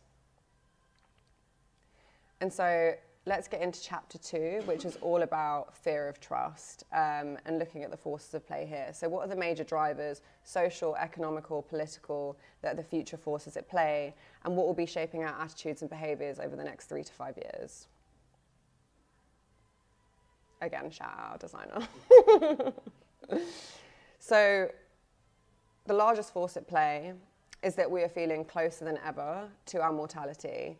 So as a society, we're being driven by this intense fear of obsolescence. I'm sure a lot of speakers today have been talking about that. I've heard a couple of speakers talking about that. We are closer than ever to death. And this isn't just like an abstract thing we're talking about here. Physically, emotionally, and spiritually, we are being confronted with daily grief. So from personal tragedies in our own lives to mass atrocities that we are witnessing play out online, we're seeing it all through this very cold, impotent glass on our screens. So we are saturated by grief, trying to resist the normalization of dehumanization. In one scroll, we're seeing adults and children being literally murdered. We're seeing body parts, we're seeing blood, we're seeing gore. And we're seeing all of that knowing that in some ways we are implicit in making that happen. And then in the next scroll, we're just seeing an Influencers Paris Fashion Week recap. And so we have to try and make sense of those two things in the same moment. And so we are confounded. And to cope with a future of impending doom, we are trying to find new ways to survive and to make sense of what is happening around us. And so as we mourn our time as the dominant predator and we witness humanity's sort of dying gasp, this is forcing us into new stages of existentialism, taking us on a journey from feeling like we might die today, you know, it feels like Judgment Day is upon us at all times, taking us right through to a desperate need to live forever, so a certain philosopher's stoneism, especially driven by youth. So let's walk through this journey. Our first signal is fear of death. So the arrival of AGI signals the end of the Anthropocene, where humanity is bracing its collective end. We're faced with an existential dread that forces us to consider, if we are no longer the smartest, what then exactly are we? As expressed, our mortality is haunting us, so this is driving us to be more spiritual, but in a very new techno way. So we're custom building our own techno deities, from AI Buddha to algorithmic tarot. We're seeking divine meaning from the very systems that threaten to render us mundane. Essentially, we're living at the intersection of code and creed. And so what are the signals of this driver? So from AI oracles to cyber witches, empathy exhaustion, trauma responses, and the feelings of our impermanence. We've seen religious chatbots rise up and people making their own mismatched gods, and a whole suite of religious memes rising. LLMs are also known to have been feeding and validating the delusions of mentally unwell individuals who believe that they are chosen by God to carry out extreme actions.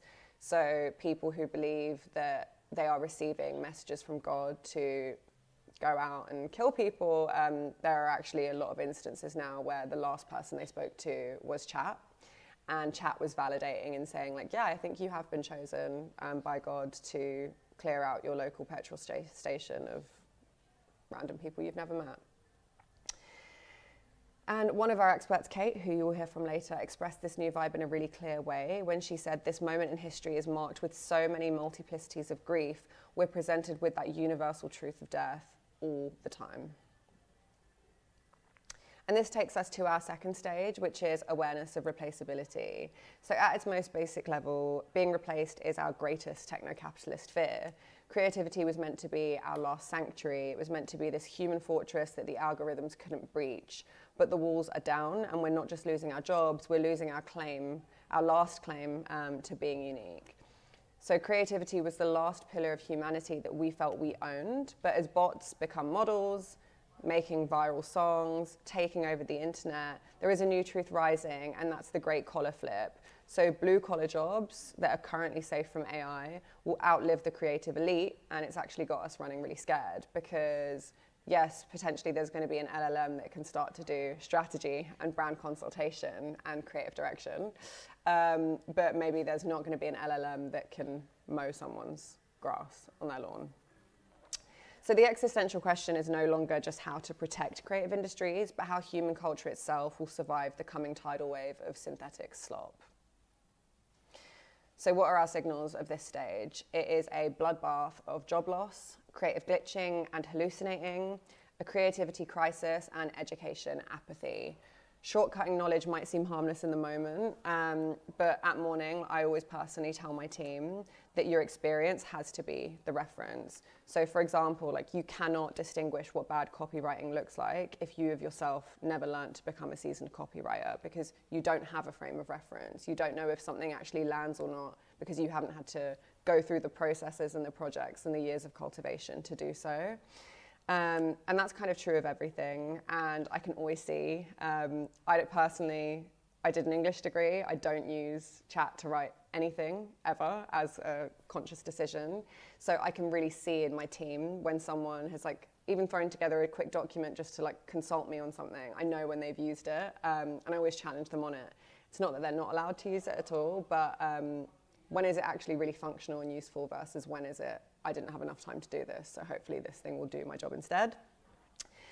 Sade, who actually concepted and created this trend report, who is another creative director at Morning, her partner works in a school with kids, and he was saying that actually what he's seeing now is when some kids are talking about like something they were watching or like a film that they've seen or a series that they're into, and one of them hasn't seen it, rather than being like, oh, I haven't seen that, they will go under the table and like chat GPT, like a synopsis essentially of like what everyone is talking about, and then pretend that they've seen it to like be involved in the conversation. So it's really interesting already how like we're seeing children adopt to using it to try and like fit in socially and like align themselves socially. And it's also terrifying.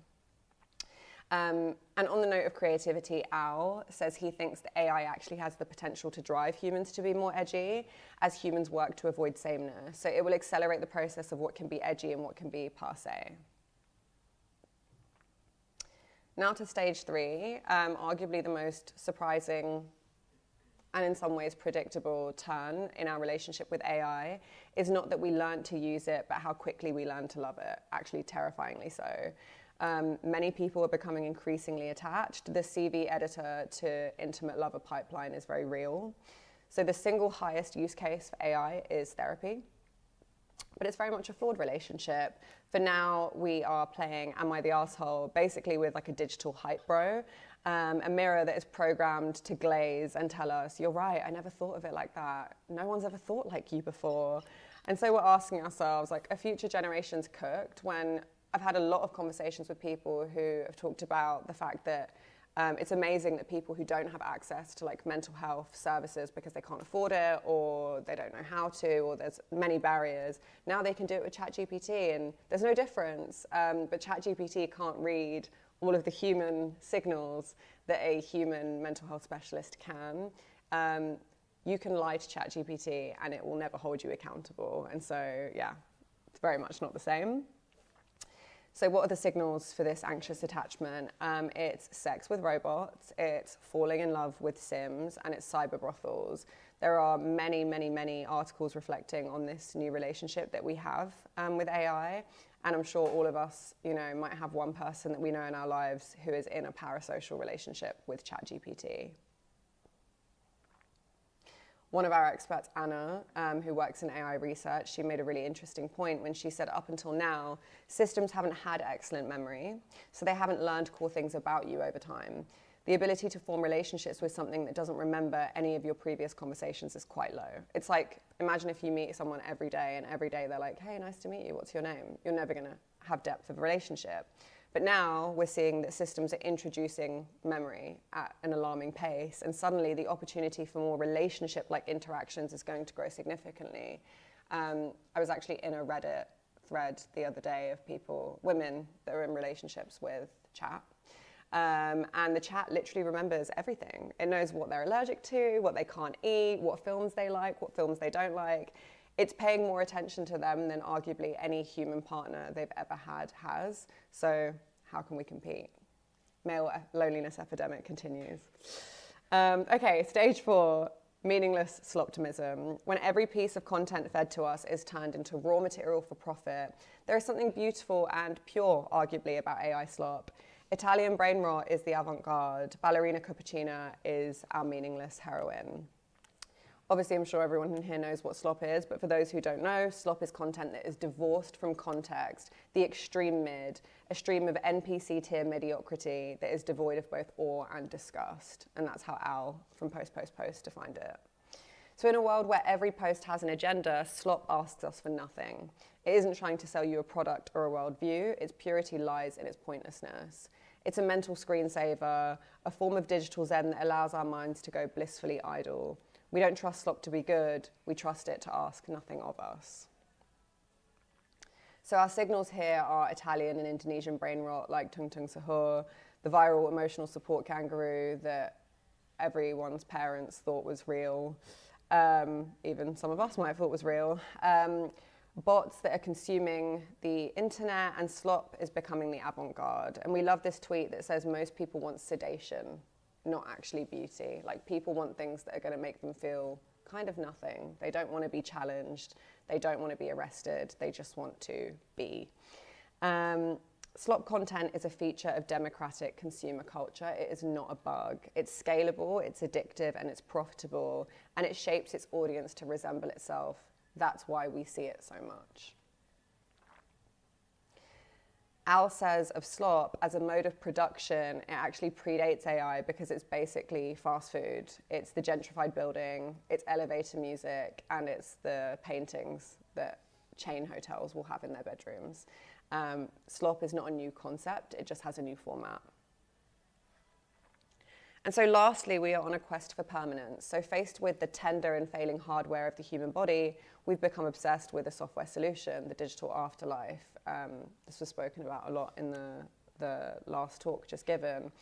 One of our experts, who actually is a lecturer in an art uni, was saying that almost all of her students' final projects were based around the topic of legacy and death tech. So there is very much like a real dream to etch our consciousness into the permanence of the cloud. It's obviously something that is resonating with all of us as we think about the uncertainty of what our lives will look like. We don't know if even next year there's going to be another economic collapse, and is the job market going to be here? Are we going to get married? Are we not going to get married? Are we going to have kids? Are we not? Like, all of these things that we think about. And so it asks us, like, we do want more time, and maybe if we can ingrain this like transhumanism and we can exist beyond ourselves, we won't be so anxious about losing the present moment. So the signals here include this new adoption of a live forever philosopher stoneism and technologies that are being birthed, such as Elon's Neuralink. A great example of this is the film Mountainhead. I don't know if anyone has seen it, where Steve Carell's character is frantically trying to find out how he can exist forever by uploading his soul to the cloud. And then, of course, Brian Johnson, who's obviously sucking the actual blood and youth out of his son. Zyba from Her Visions really brought this to life when she said that there's a real potential for a more evolved understanding of consciousness to emerge, particularly as we rethink what it means to be self-aware in this increasingly cybernetic landscape. And so to conclude here, singularity is no longer an option. It's not human versus machine, nor is it even machine versus God. Cait sums this up really nicely when she says our bodies are becoming these operating systems, and if we're engaging with these tools on a spiritual level, it also connects to our bodies on a material level. And so we built this diagram to express the relationship between technology, bodies, and the soul. On a spectrum of spirituality to materiality, we're in a time where tech has become God. Bodies have become tech. We are all material, and we are all on this path to intimate connection. And why have we become so blended? Why was it so easy for AI to intrude into society and be absorbed into our lives? Well, it begs the question, were we ever actually that different? At the end of the day, as human beings and as machines and as data, we all hallucinate, we all glitch, we share brain processing power, and we can only reference what we know. So our dreams are defined by our inputs. Esther here expresses this when she talks about how there's no real difference between machines and organic bodies because they are both composed of code. When we think about even our genetics and DNA coding, it all comes from the same place. And when we asked our morning people and community if they agree with this statement, 73.3% did and only 26.7% didn't. So in conclusion, we are all just data. And so what does this mean for creativity? What can we learn from these new technologies, and how should we use them? One question we want to ask is, can AI give as much as it can take? Because there's been a lot of conversations, and I don't know how you guys feel about this, but the times that I have used it, I'm like, please do this for me, thank you. Because like, I am worried when it does eventually come for me that I wasn't polite enough to it. But people are literally rinsing it. Like, people are talking about AI as a new form of like techno-slavery, where basically people are just shouting and screaming at this bot to like make it more condensed, make it sound more natural, make it sound more like me. And so where does the line fall? How much can it take? And Laura Bates argues that LLMs aren't really thinking for themselves. Whilst they might seem to be going off script, they'll usually just regurgitate some version of the data that they've consumed. But unlike humans, they're not able to make leaps to revolutionary new ways of thinking. And so we put together this kind of diagram that looks at where we currently are from a creative point of view and where we will be for the immediate future, which is this kind of new way of seeing. So you as the human will be like, struggling to come up with an idea or push my work further. So I'm going to use AI to deliver me something new and to escape this sameness. When we do that, the AI then learns from us, right? It knows what we consider something pushed to be and what we consider a good level of taste and aesthetic and output to look like. And then we become lazy because we know it can work and we know it can deliver stuff that's going to get things across the line. You'll get a fine grade on the essay, the client will like the work, it's just enough. And so we start to lean on AI for our creative work. We start to outsource our thinking. And then as a result of that, and all of us doing that, everything starts to just feel the same because it's all the same inputs, all the same outputs, over and over and over again. And so when we're in this state of mind where we're like, oh, everything looks the same, how can I create something different? We go back to the beginning. Maybe if I use AI, I'll create something that hasn't been seen before. And Esther from Everyone is a Girl says, right now, AI imagery feels cool, but that interest is waning. People are beginning to tire of the grotesque and the borderless sublimity that it offers, because humans thrive on parameters and limits. Soon there'll be growing skepticism and disenchantment with endless, unbounded AI-generated art. So, begs the question, like, should individuals and brands be using AI or not? And we love this image: a computer can never be spiteful or horny, therefore a computer must never make art. So we've defined 6 commandments that become a new scripture to hold ourselves to when we're thinking about how and when to involve AI in our creative work. So the first one is, if you're grappling with whether to use AI or not, maybe it's simple as asking yourself, is there a deeper meaning to that use? Have you used it to critique or understand something better? Will this piece of content that you're using it for make someone else think? Where will it fall on the knowledge and progress cycle? The second is to make it intentionally meaningless. And this is all about leaning into that slop space where it's purely about exploration, it's purely about having fun. There's something like post-ironic about it. Maybe it's a commentary in itself.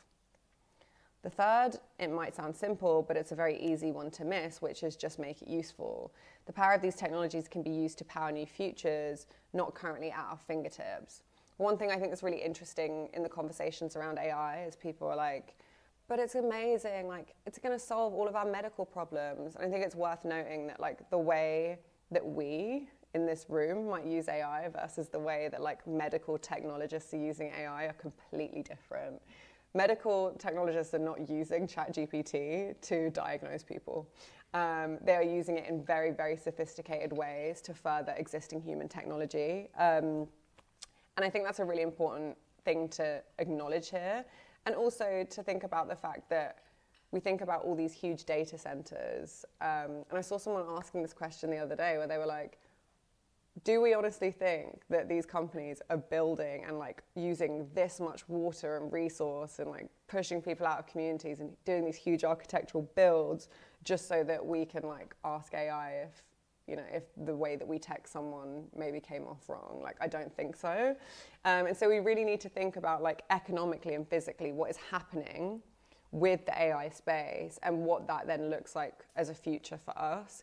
If they are investing this much in it, there are far bigger plans than us just being able to create animes of ourselves.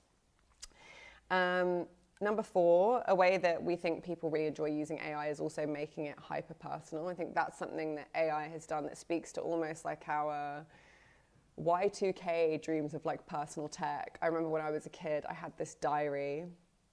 Or did I have it? Or maybe I really wanted it, or a friend had it. But it was a physical diary that you would write in. But when it was like locked, you had to put in like your special code and say your voice, and then it would open. And that was like mind-blowing revolution. I was like, this was made just for me. Like Neopets. I don't know if anyone had Neopets. I did. They're probably all dead now.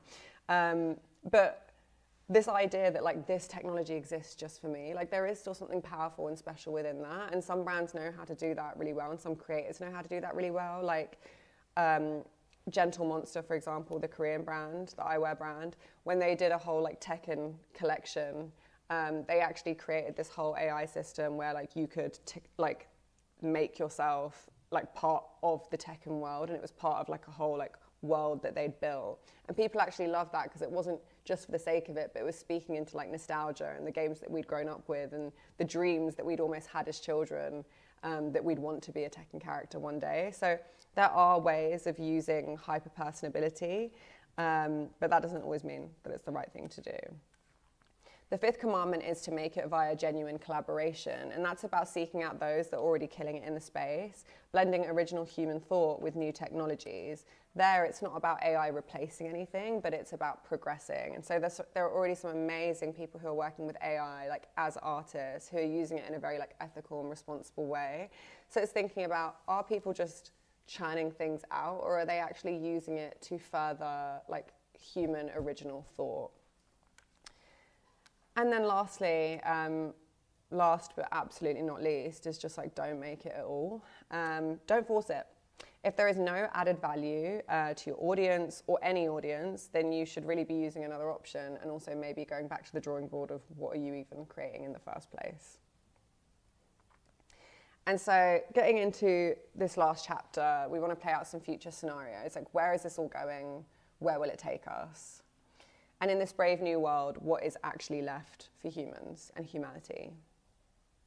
And something that we talk about a lot at Morning is that if it's not creativity that we own, then maybe the last thing that we truly own is our bodily functions. But how far into the future will it be until AI will be vomiting, shitting itself, and crying? It often feels like we just have 2 futures to choose from, or 2 camps to join, and that's between the techno-optimist future led by our tech oligarchs, or to crash out and become hardcore doomers. So what do techno-optimists believe in? What does their future look like? They think that these technological advancements could drive us to a post-capitalist future where robots do the work and humans are left to play and dream and think. Quantum computing is going to help us to be more sustainable, to fight and end cancer and Alzheimer's and all the other things we haven't been able to, and to solve all the world's issues. Medical advancements will mean we can live longer, look younger, and biohack ourselves to be the best yet. On the other side, doomers are predicting mass surveillance, superintelligence bringing about a bloodbath of further job loss and economic collapse, total cultural flattening and enshittification, and the overall decline of humanity, with human relationships breaking down, because who can really compete with an always agreeable, always ready sex doll? But if neither utopia nor dystopia are viable options, then what actually is our route forward? And there is but one answer from our point of view, which is to embrace the human in the loop. Just as we cannot cast off our horrors of humanity, we also cannot cast aside the ghost in the machine. And so we must cross boundaries to find truth. So finally, let's explore what a human in the loop future looks like from a Morning point of view. In a literal sense, it is a system or process where humans actively participate in and provide feedback to an AI or machine learning model. This approach aims to improve the accuracy, reliability, and adaptability of AI systems by integrating human expertise and judgment into the decision-making process. But emotionally, it's where we offer our leaking, shameful corporeality, the visceral wrongness and embodied fallibility that creates progress. The machine provides computational power, and we provide the generative horror of self-awareness. Together, we create a feedback loop that is powered by the fundamentally abject experience of being human in an age where humanity itself has become the uncanny valley. So a human-in-the-loop future is a future where we as humans own objection. We own vulgarity, physical touch, visceral feelings, snot, guts, and grossness. But it's also about collaborative, intelligent futures, ones where digital media literacy is taught within education, where tech is used for hyper-personalization and we exist in blended realities, where we don't run from what is coming, but we engage with it and we grapple with it and we find ways to subjugate. But what does this look like? It looks like blending tech and humanity to evoke feeling, to create critique, and to push into a future that challenges our very notion of humanity. It's us working with AI to say, make me cry, to be gross, play tricks on me, bare your guts, and be visceral. And so to leave you with a message today, it's that ChatGPT has died, chat has risen, and chat will come again. And we love this message of someone talking to ChatGPT. And as Chat says, and as I want to say to you all today, you're doing beautifully, my love, just by being here. Thank you so much. At Morning FYI is our Instagram, and at Rohani Coombes is my personal. I just also want to acknowledge the genius behind this report, to Sade and Ree, who are the ones behind leading and concepting such a piece of work, to Min, the designer, Sancha, Sui, Tyler, and Lydia, who's our co-founder, who are all part of the team. Thank you very much. Does anyone have any questions?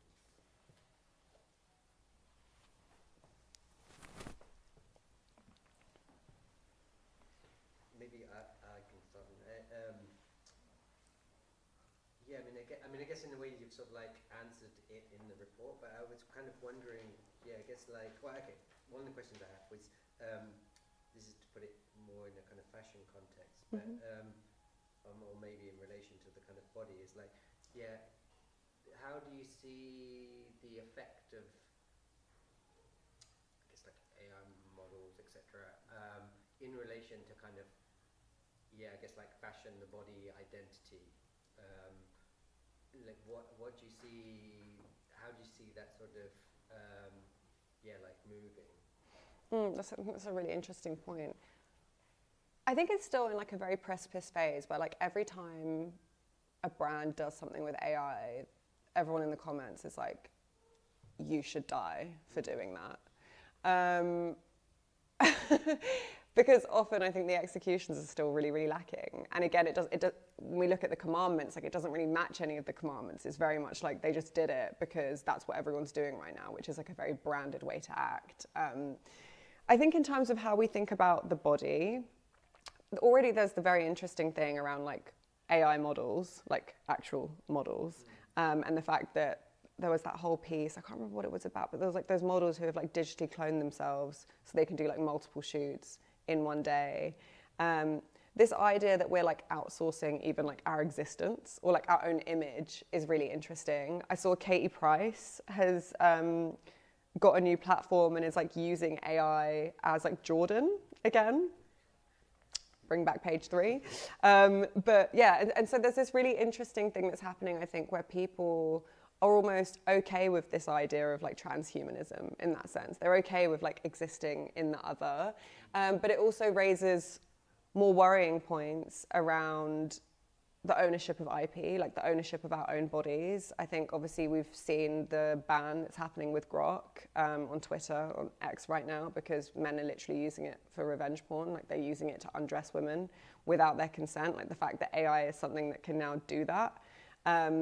And also, I think it goes back to that point of when you're thinking about how brands have been using it and thinking about this like replaceability of humans, I don't know, it comes back to this thing of me is like, what are we actually yearning for and like desiring for? Like, even when we think about the politics of body and we talk about like size and all of these things, it's like, if you can become anything you want to become digitally, and the world becomes increasingly less physical, like your human body almost becomes secondary. It's like it's the same way in which I saw a great video the other day. Someone was talking about designers today and how a lot of like younger people who've started brands only know how to design for a still flattened like Instagram image. Like they're designing not with the thought of like human movement and body and like how a garment will look as it like falls and shapes and how it looks when someone is sitting versus standing. But that they're designing just so that it can look good on a model on like a flat shot. And so I think that's like a really important thing that we also need to be considering is like, again, it goes back to this like human in the loop point, but it's like, there's like speculation and like imaginative realities that are great, but they're only great if they don't take us away from like the actual reality of human beings who are at the end of the day still real consumers, the people who are buying things. And I guess like off the back of that, I was curious because I guess again you sort of like referred to it at the end, but like in relation to the idea of optimization, and that's the theme of the summit, and we were sort of talking to a sports scientist yesterday who was kind of, I guess, like talking about how certain technologies are used in order to kind of, I guess, like optimize the performance of, in his case, kind of like athletes, but also how it then trickles down to kind of more kind of like broader kind of consumer base. But I guess, yeah, like, do you see the physical human body as being also this kind of like a battleground for that kind of, yeah, I guess like the integration of technology into the body? Because I mean, the kind of representation of the body on screens, on the feed, et cetera, is there is a mediation happening there. But when our bodies themselves become that space in which that kind of activity is happening, I was kind of curious in terms of like, yeah, like I guess like, do you have any kind of like position in relation to that? Because I say, like, you sort of like touched on it a little bit about the kind of like the grossness of the actual sort of like human body. Where does that sort of like take us, I guess? I think it's almost like it's like a last port of call, isn't it? Like when we were talking about it, because we were like, what can technology like actually not do? Well, the very genesis of this report, when we were having conversations, we were like, it can't shit itself. AI can't shit itself. It can't cry on the bathroom floor at 3 a.m. Like, it's never going to do those things. It can't smoke 4 cigarettes on an empty stomach in full YSL. And so that's really where that came from. But I think this whole conversation for me, like, I definitely sit more on like the doomer side. I would love to be a bit more of a techno optimist. I'm not. I'd say like I'm a PES optimist with a capital P. But I think it's because even when I think now, okay, like planning my career and what's the next 10 years and 20 years going to look like, and like what are my ambitions and like where do I want to be at what time and blah, blah, blah.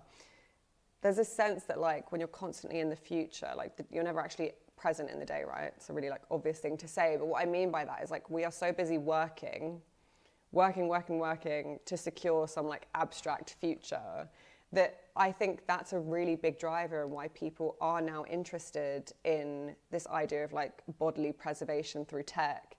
Because the reality is, like, if you're looking at people's retirement ages, some of us are retiring at 75, 80, like early 70s if we're lucky. But if you're like a service worker, like you're going to be out here with the Zimmer frame still giving people, you know, their meals. Like it's going to go on for so long. There is never going to be this utopian dream of like, you just get to enjoy the fruits of your labor. Because what are the fruits? We're not going to own anything. Most of us won't own anything. Where does the money come from? Are we all at that point going to like, you know, live in pods in like cashless society where everything is like hyper surveyed and controlled by the government? Who knows? And so that's almost what I think about. I'm like, it's like, how can I retire as early as possible so that I can actually live life, the trademark of life? And when I'm doing that, I want to make sure that I didn't do all of this to then get to like 45, 50 years old and then die from some unseen hereditary disease that I could have prevented, right? I think that's really what the biggest fear is that we tell ourselves, do everything that you need to do now because there'll be some big reward at the end and you'll get to live this life. And so we're so terrified of that life slipping out of our hands. And I think that actually is just the reality behind it for like most people. And so that's why I think it will happen very easily, like when all of these technologies become more mass available. I mean, look at Ozempic. Like now that most people can get Ozempic, I mean, so many people I know are just casually on it. I'm like, yeah, I'm just on it. And I'm like, that's totally fine. But there's no like rallying or raging against the machine, so to speak. And I think that's because the people who are creating all these things know deep down that this is what our biggest fear and desire is. And so it's very easy for us to accept new technologies without questioning them. This is a side note, I think I mentioned it to Jen. I heard with Ozempic or the kind of, I guess like diet drugs, because there's such a demand for it, and it's still, at least in the UK, there's a requirement to be, you can't just get it off the shelf. You have to kind of get prescription for it. People are choosing to alter their image of themselves in order to make them look bigger than they are, in order to get verification to be able to kind of use the drug. So they're kind of using the kind of, I guess like filters that were conventionally used to kind of make people look slimmer, are using it kind of in reverse. So they're using the same filters or technologies to make themselves look bigger. That's crazy. And now there's a kind of whole like wing of filters or strand of filters that are sort of now being designed to make yourself look bigger in order to then be able to produce these images to then get verification to then use Ozempic or whatever. That is crazy. So it was interesting just in terms of like that mediated kind of image of yourselves, also sort of potentially being manipulated in various kinds of goals, I guess. But I guess that's why also there's no trust. Like that's the thing, like there's no trust in anything anymore, because everything, like nothing is free from being altered or manipulated digitally now. And because everything is digital, now it's like we want, like I saw something, I can't remember, I was reading something, but someone had said like if you were smart, you would start investing in airlines. And I was like, there was no context to it, obviously it's the internet, there's never context. And I was like, airlines. My personal configuration of what that meant is that because trust has been like completely eroded, and now you can do like deep fake video for like job interviews online, and you can use VPNs to work in another country and like be showing up that you're like in London and so on and so forth, that employers are going to start cracking down and having more and more physical, because there's too much potential for like intervention and lies essentially that could harm their profit. And so there's going to be a massive uptake in people having to travel for work. Like even if you were to accept a job offer from another country, you will now need to go and physically meet them first so they can verify that you're actually you. And that's going to have a massive uptake maybe in the next like 5 or 10 years. So like if you're smart, get back in on the airlines. That was me speculating. That person could have just been shit posting, and I'm like, what does it mean? Or like already invested in airlines. Yeah, exactly. I'm like, is this? Yeah. Also, I'm like, is this an ad? Because it's working. Is this a new form of marketing? So if you take one message from like the whole of today, is to invest in airlines. Invest in airlines. Ryanair, here we come.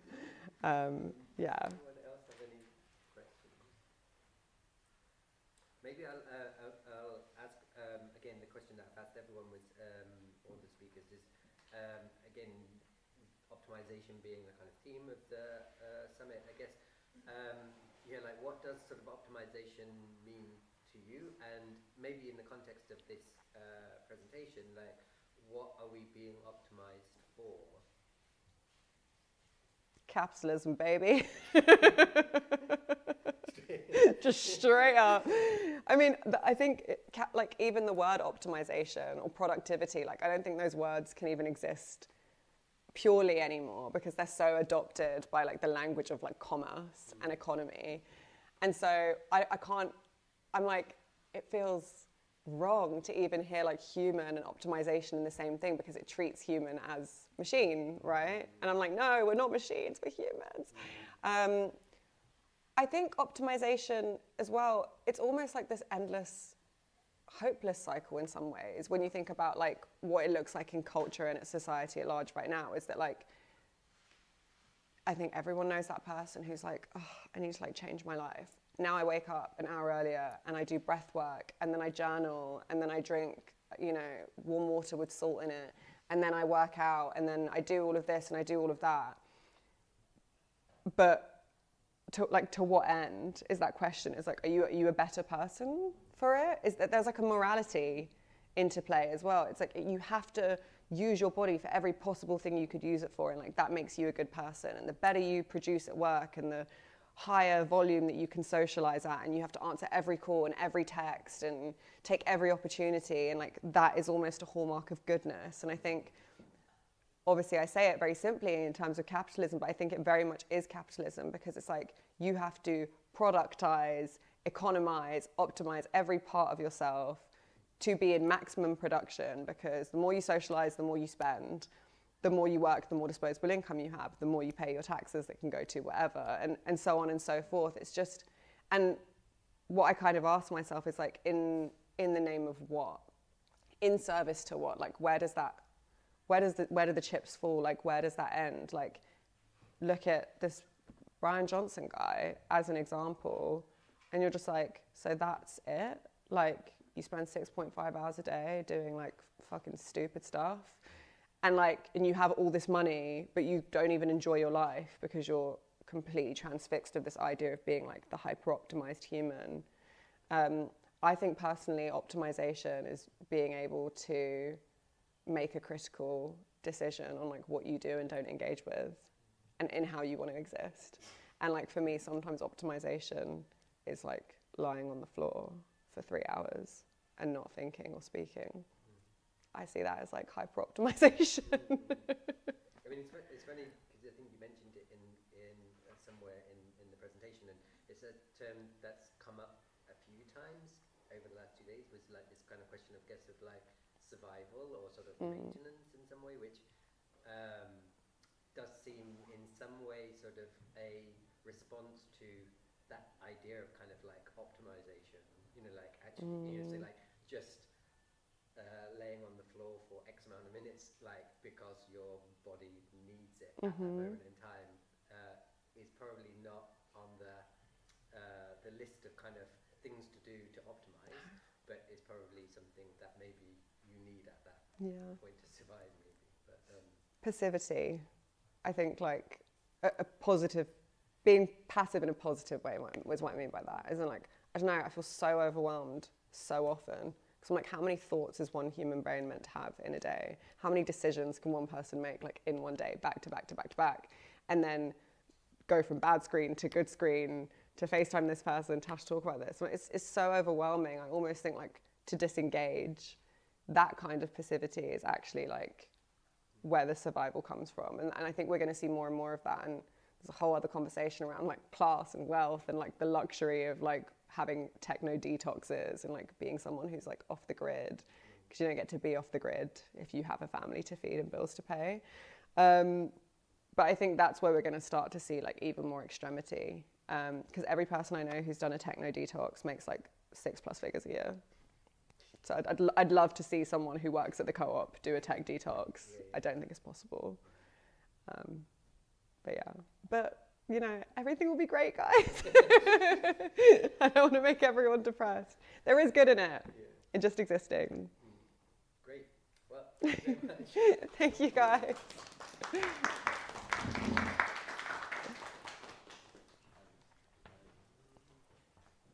I'm sorry if I went really over. No. Luckily, I think we had scheduled a break, so we've got a little bit of time. So maybe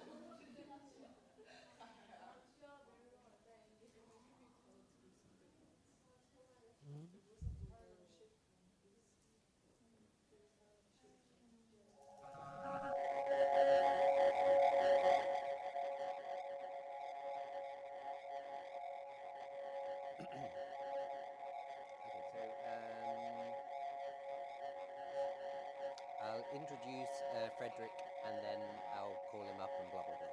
Okay. Frederick Hornof is a Paris-based artist working across fashion, design, video, AI, and ceramics. Represented by Le Pax Division 2001 as part of the artist-director duo Hunter Hornof, his practice merges nostalgic glitch aesthetics, dreamlike narratives, and experimental visual techniques such as data moshing and body distortion. Balancing playfulness with critique, he explores how images shape desire, perception, and consumer culture. Fashion collaborations include the Attico, Balenciaga, Miu Miu, Mugler, amongst others. Okay.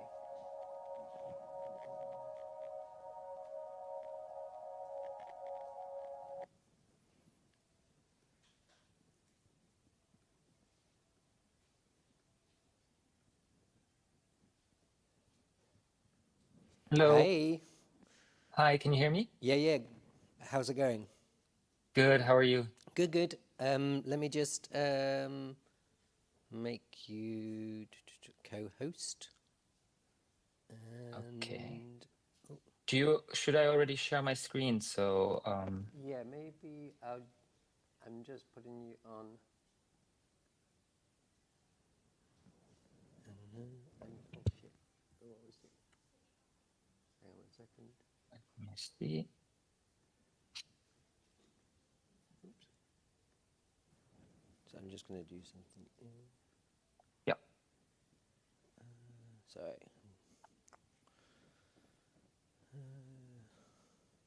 Where is? Sorry.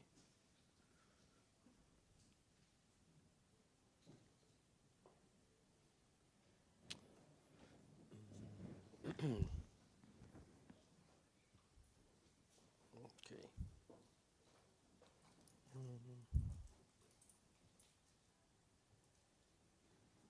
Okay.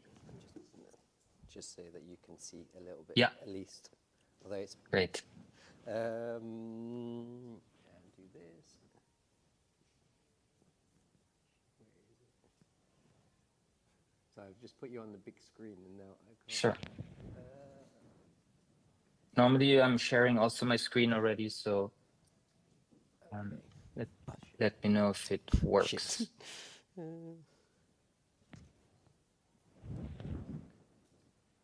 Why can't I?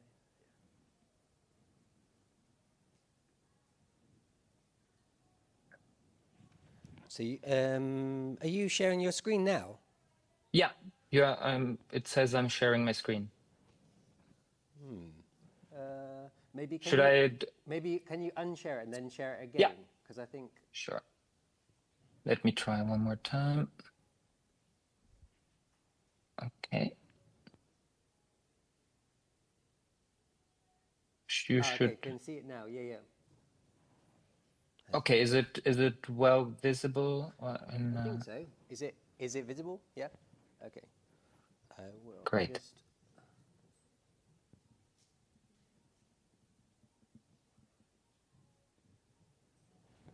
Okay. We're good? Yep. All good. Sorry, I don't know why I'm shouting. No worries. So I just let me know if I can start or if great. Hello everyone.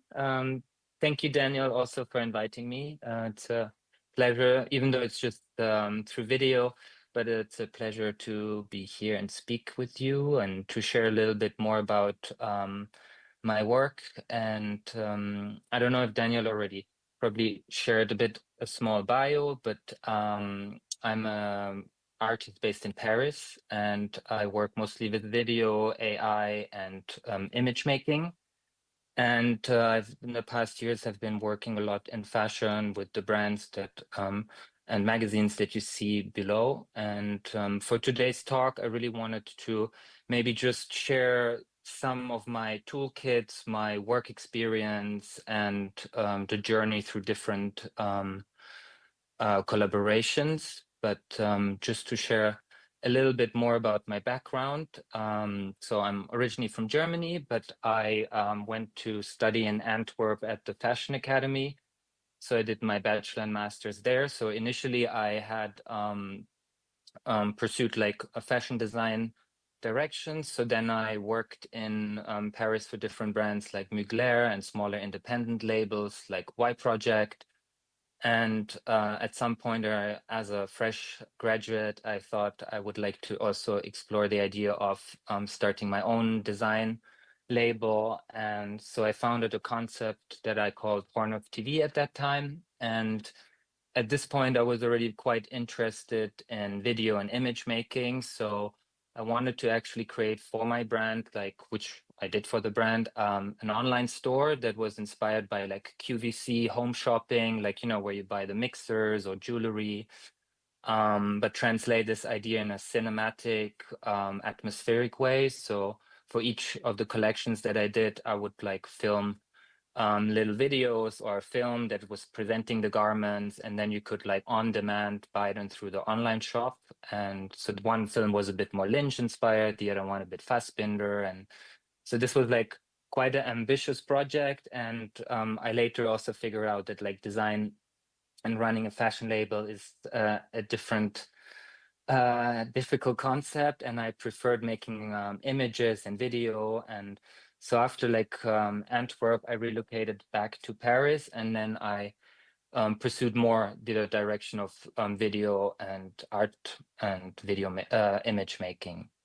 So just to dive in a little bit in the image making process, it started actually more as like a playful, extensive way of using also applications that are just available on the phone that, you know, they're actually used for optimizing your body. We all know these Beauty Plus apps that are to like minimize your waist, elongate your legs. Then you have face tuning that like exaggerates your smile or makes your hair lusher.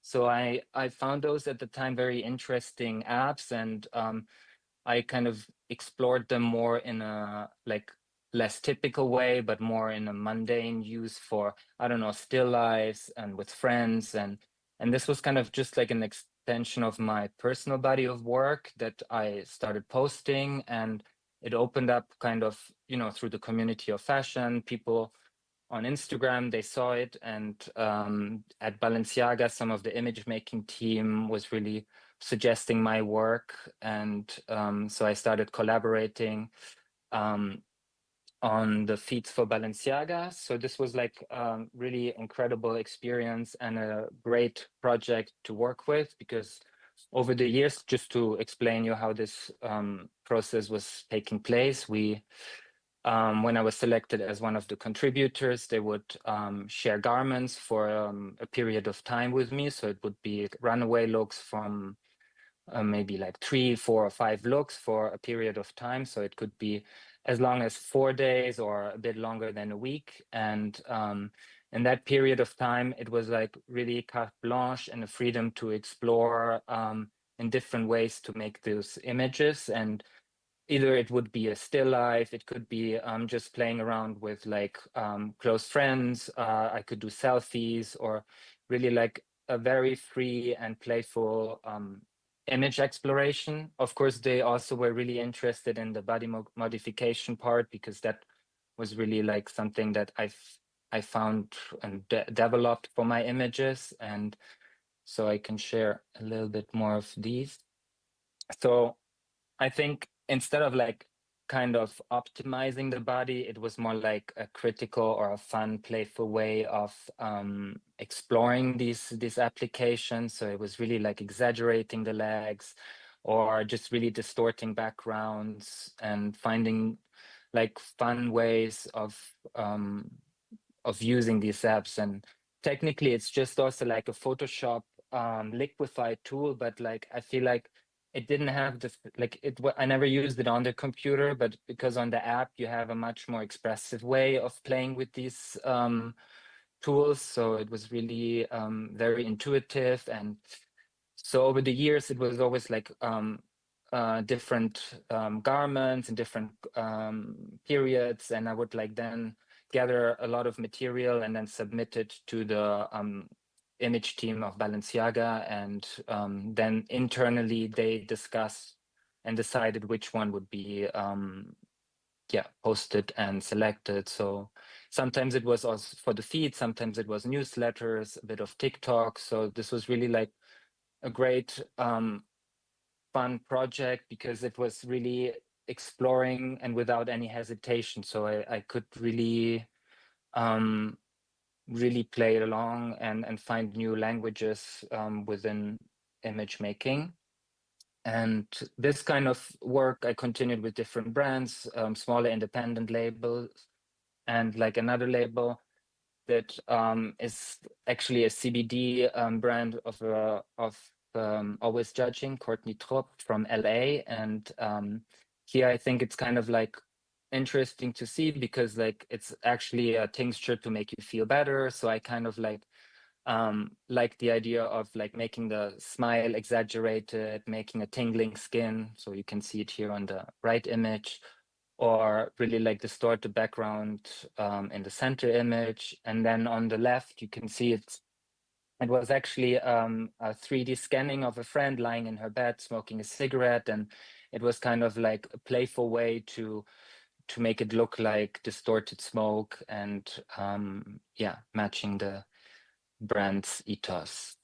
So this is just like a little bit of a chapter about like intuitive extension of image making for different brands. And then I also explored video work for myself with data moshing and glitching. So there were different filters or plugins, and there's this app Glitche, which I enjoyed. And I was actually just doing artwork for my Instagram as well. And then it found a bit of attraction also with a stylist. And I got like a call from Miu Miu to come and do backstage videos for their social media. And so it was really like exciting to work on this project. I will share a few of these clips because it was very dense period of time of making, like it's very short. You go backstage, they always invite an artist that has with the different models like 5 minutes to do a few videos, and then it has to be posted the next day. So it's very like fast and intuitive way of working. And it's kind of like also an exploration of glitch and TV nostalgia. So it's a lot of like disruptive visuals. So maybe I can just share these. They're quite like short, 15-second each clip.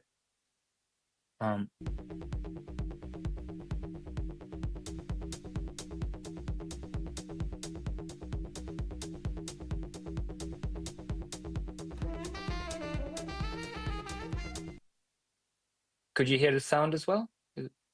Yeah, okay.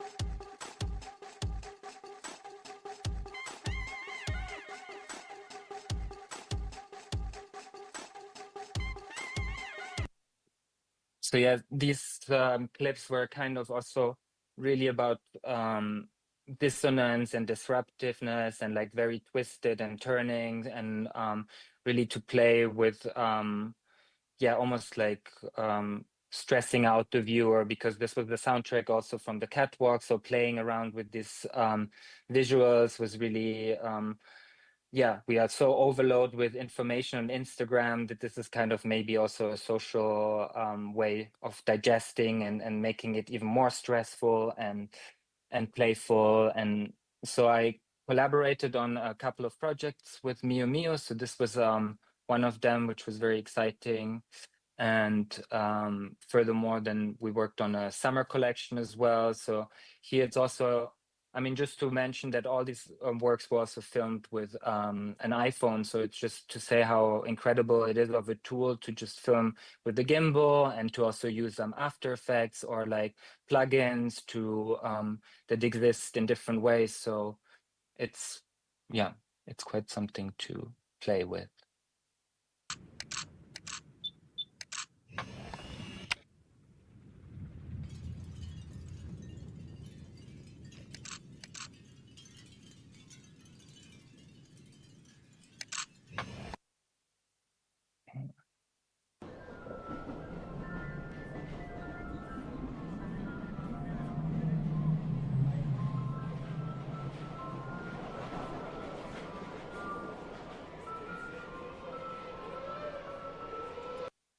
So yeah, these videos were also like mixing a lot of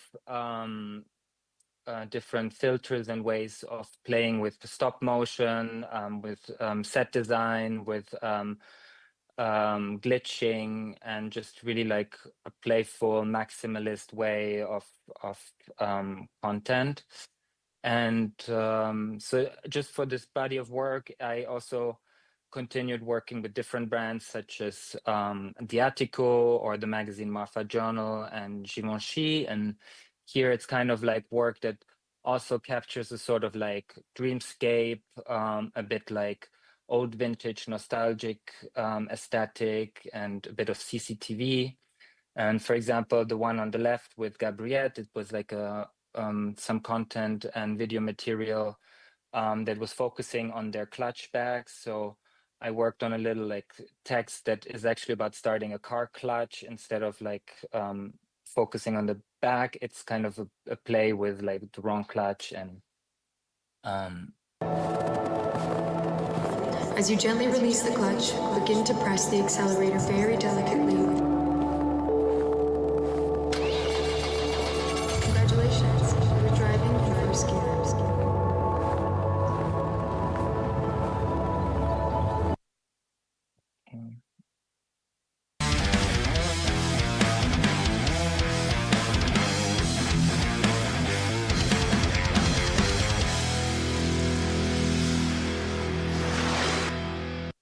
So yeah, I think it's quite clear within these videos that I like to play with like unexpected transitions and different like material of mixing one image with the other. So yeah, I can continue with showing like my most recent work. So basically these were like works that I did with like image, and then also working with video. And as I really like in like different technologies and plugins and filters, I was really like naturally drawn to also exploring AI. So it was about like a year ago that I was starting to play with different generative tools. And at the same time, a friend of mine, Alex Jäger, he was also working a lot with AI. So we decided actually to join and become a directive duo and AI artist duo. So since we started working, we published some works that I show in a moment. And we now have been like already signed by an agency in France, in Paris, which is called 2001. And it's like a subdivision of La PAC, which is an agency that represents a lot of filmmakers and artists, and also in movie making. So it's been quite like already nice traction just with the AI work that we started doing. Our like first work within AI together was actually a cover story for the magazine Pop, which was shot by Reto Schmidt. This is a story that was like focusing on a collection from Celine. And just to like share a bit information about the shoot, it's not fully AI generated, but actually it's a hybrid shoot.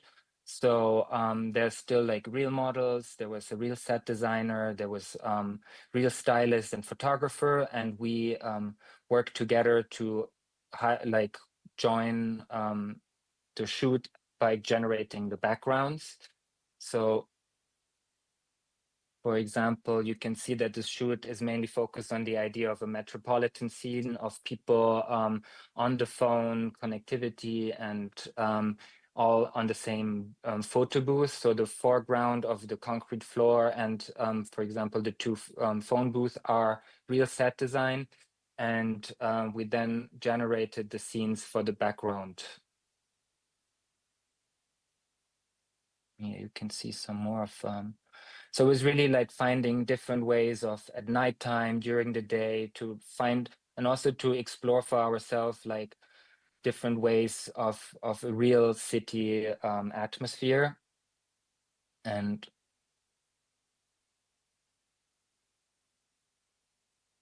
maybe just to give a little bit more of insight on how we created or how we work in these shoots is that initially when there's like a project, we do a big research. Like for this, it was the metropolitan urban landscape. We find like, we look around, what is the mood we want to portray. And then we work with generative tools to create like almost a catalog of many different backgrounds. And so this is a set that we create to arrive on the shoot day. So for us, it's also really important to not become like post-production studio, but actually are involved in the image making.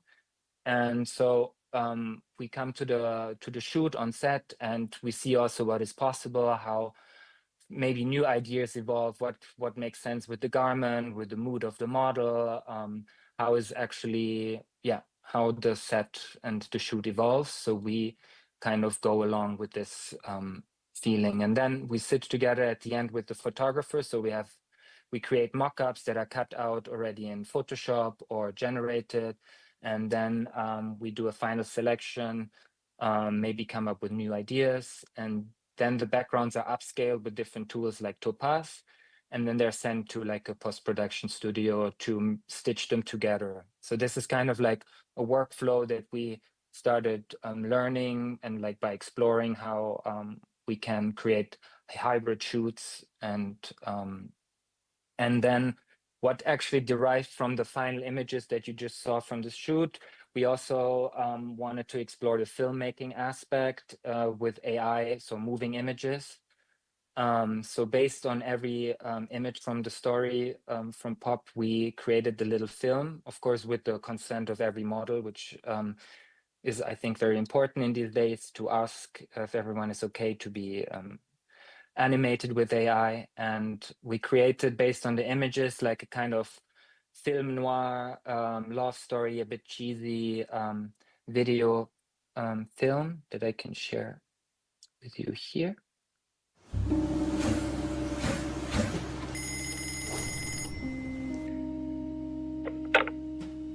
I lean into the receiver as if your breath might cross the miles.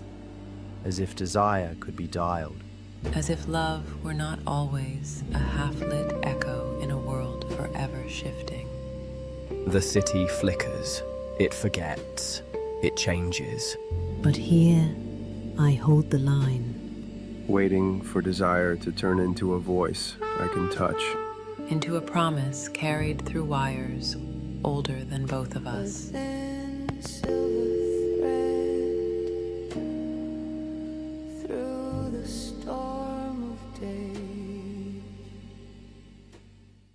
So yeah, for this story, you can see that we also like created voices, AI generated different types of voices. We created a soundscape. We had some B-roll material that kind of captures the beginning and the end, and then we animated the in-between parts. So it became kind of like a short little fashion film. And this is like really an interesting way to explore the potential of an image and how to actually animate it for different brands. And like now we've been working a lot in different fields with different brands. So we also did a hybrid shoot again with Reto because he enjoyed working this hybrid way. We did it for a wardrobe campaign from Mugler, and here it was like an interior mood. So we worked more with like cold and warm materials. So the generative tools were to work with concrete, mirroring effect, and like wood. So here.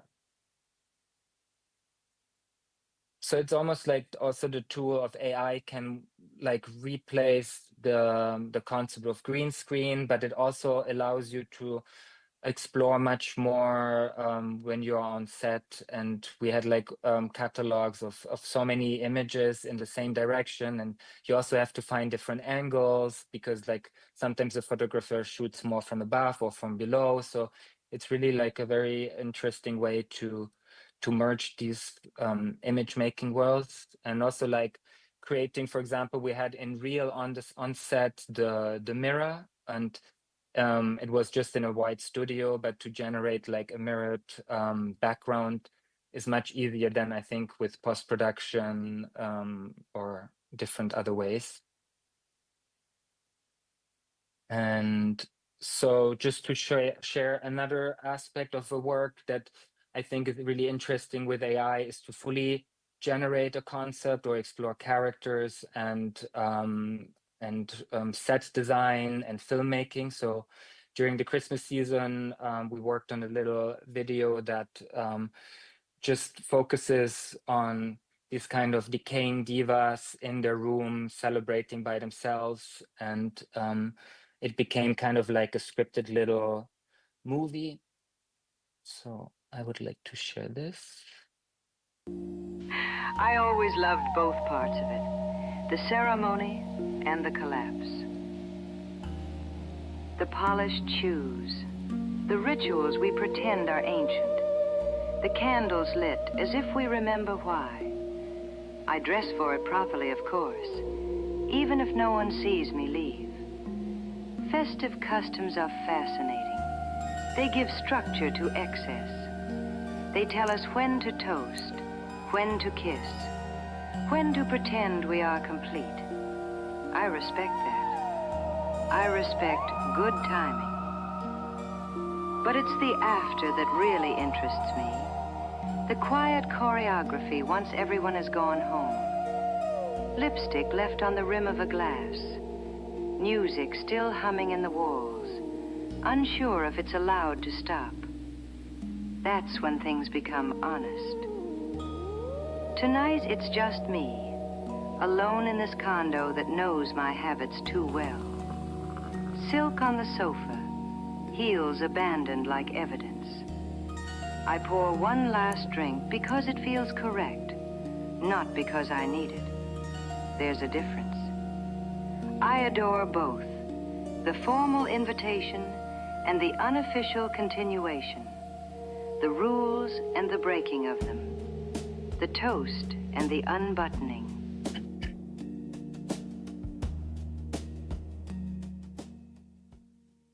Yeah, so this is really like a way of exploring characters, setting, moods, and I think for that AI generative tools are really like a way to dream and find new ways of exploring one's creativity. And I think in general, like just to share a little bit which tools we are using, it's actually there's not one tool that does everything. There's not one way to really just focus with one generative engine, but we mix different tools. Like for example, Midjourney is very interesting for mood board making. Kling is very interesting for like animating videos, also Runway and Crea and Veo.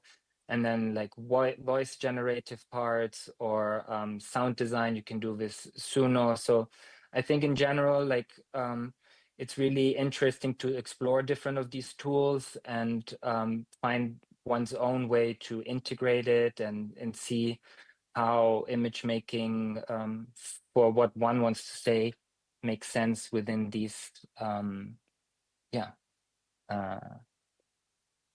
tools.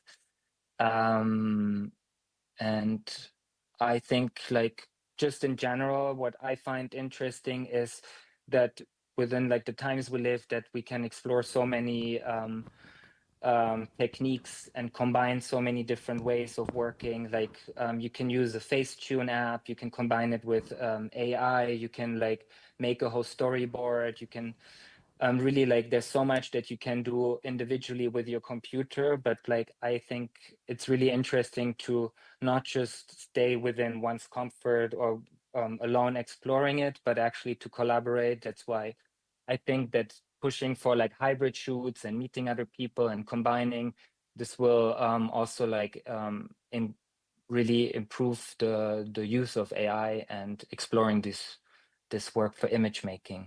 And yeah, so I think this is a little bit about how I've been navigating like image, video, and AI generative tools.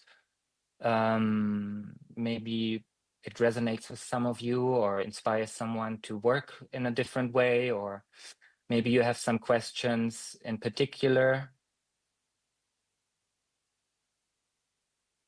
My pleasure.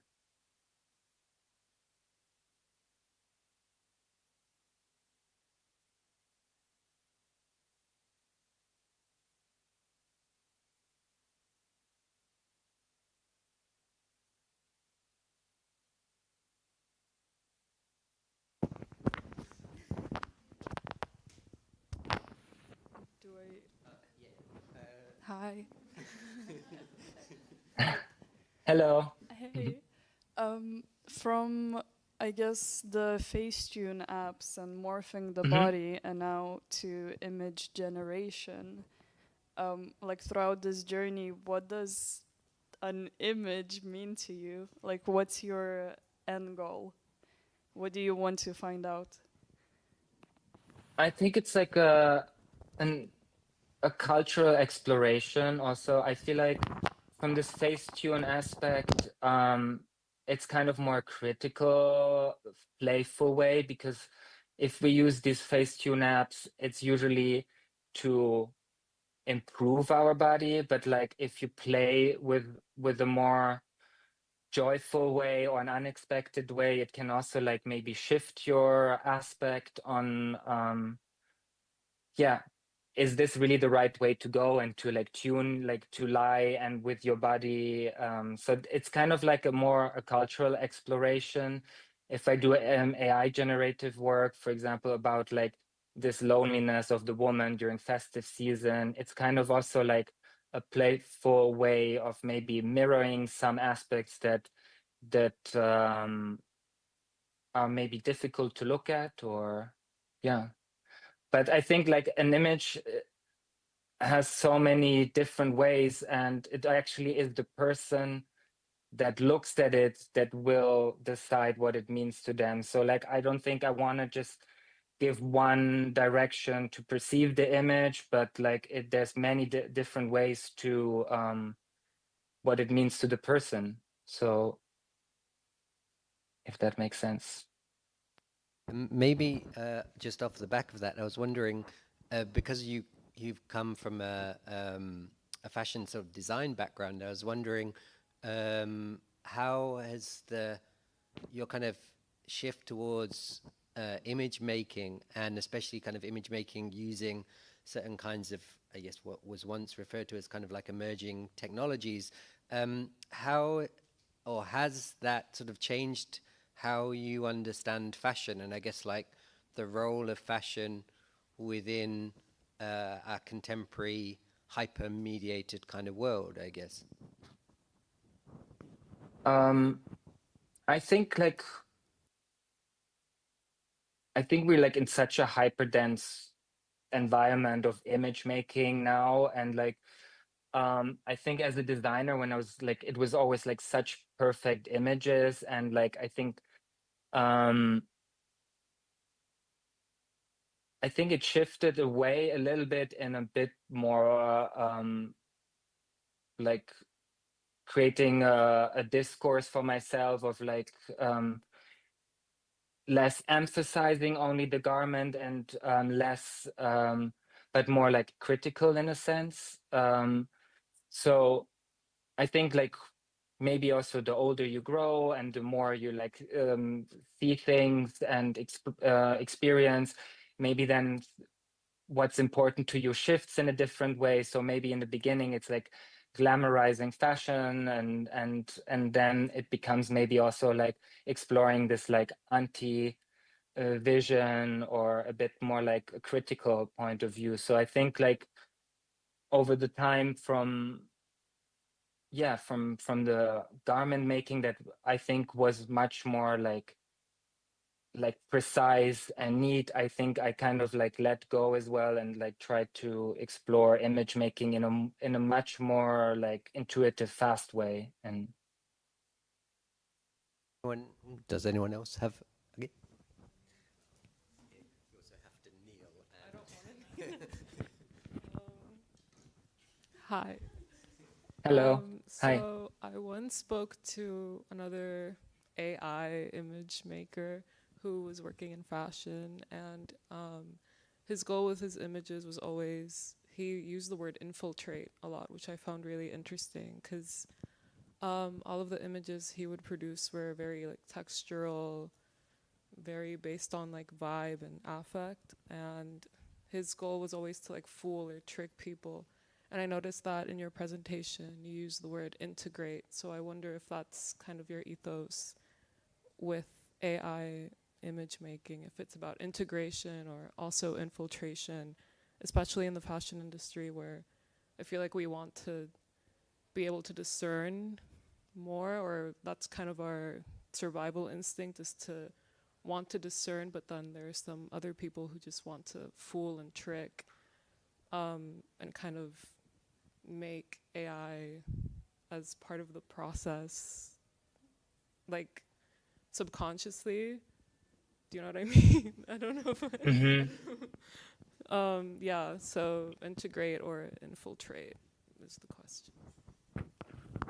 I mean, that's an interesting question. I think it's also, I don't think there's like it's one way or the other, but like what I notice now working with clients that are very, very excited about AI and the possibility to cut costs on production. So like some other more commercial brands, they can demand visuals or like create like one shoot but in 5 different locations, and for them it's highly important to create this like an image that is barely recognizable, that has been done with AI. And so in one way they like, I don't think that our image making in with Hunter Hornof is about like fooling people, but it's actually like it's a technology that we want to also experiment with to see how far we can go. But like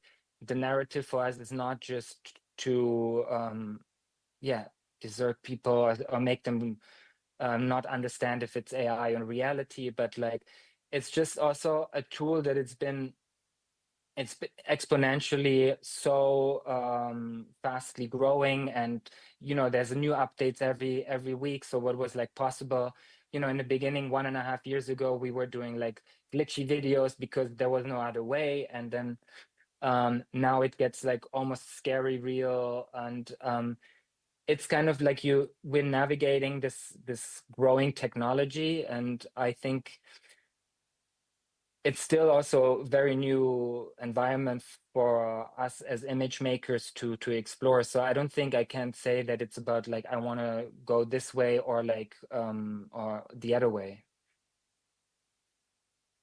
Again, maybe off the back of that, I was wondering, because in your presentation you presented a slide with the kind of your current kind of workflow. And I was thinking about that kind of question of, I guess, like integration, and you were also referring to kind of this kind of hybrid approach to kind of the image making. I was wondering sort of like how do you see that or your workflow developing in relation to the use of various kinds of AI tools or models? And I guess then off the back of that, this kind of second part of that question was also then sort of like, what are you most excited about in terms of the use of kind of AI or the developments of certain kind of AI tools, models, etc.? I think like in terms of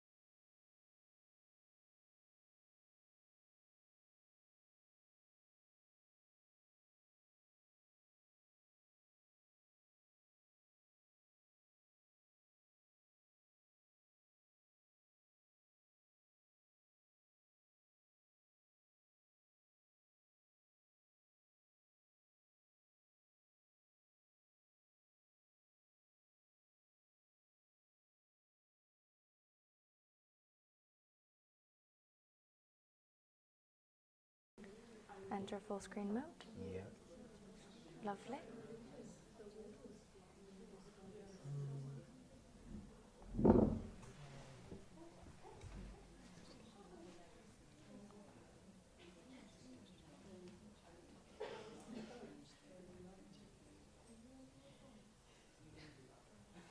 Oh yeah. Okay. So do this.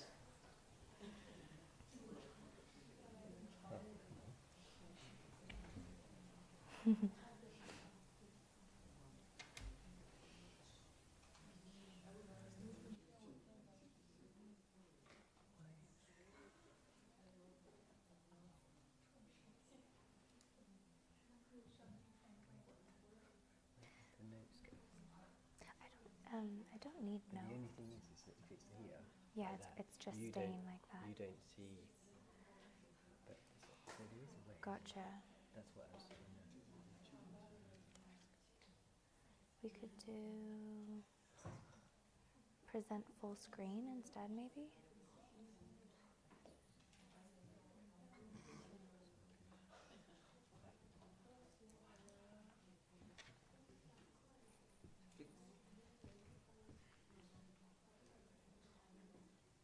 Okay, that's right. Awesome.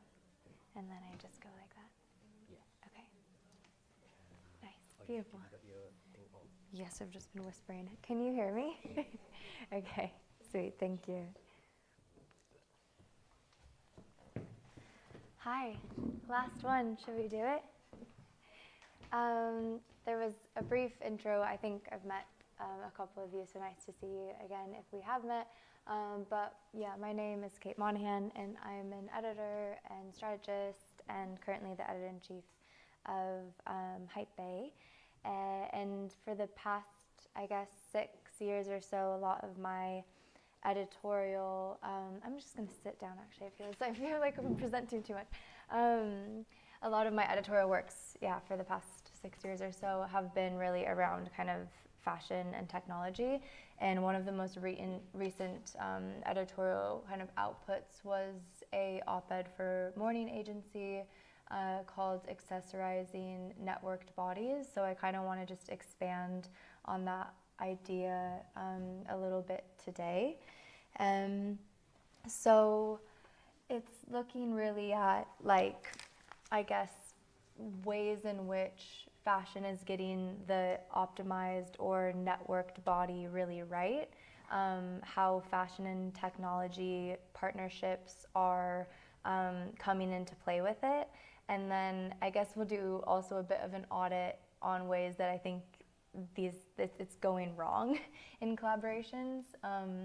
And ultimately just wanting to ask here, who gets to own the style, the symbolism, and the commerce of the networked self?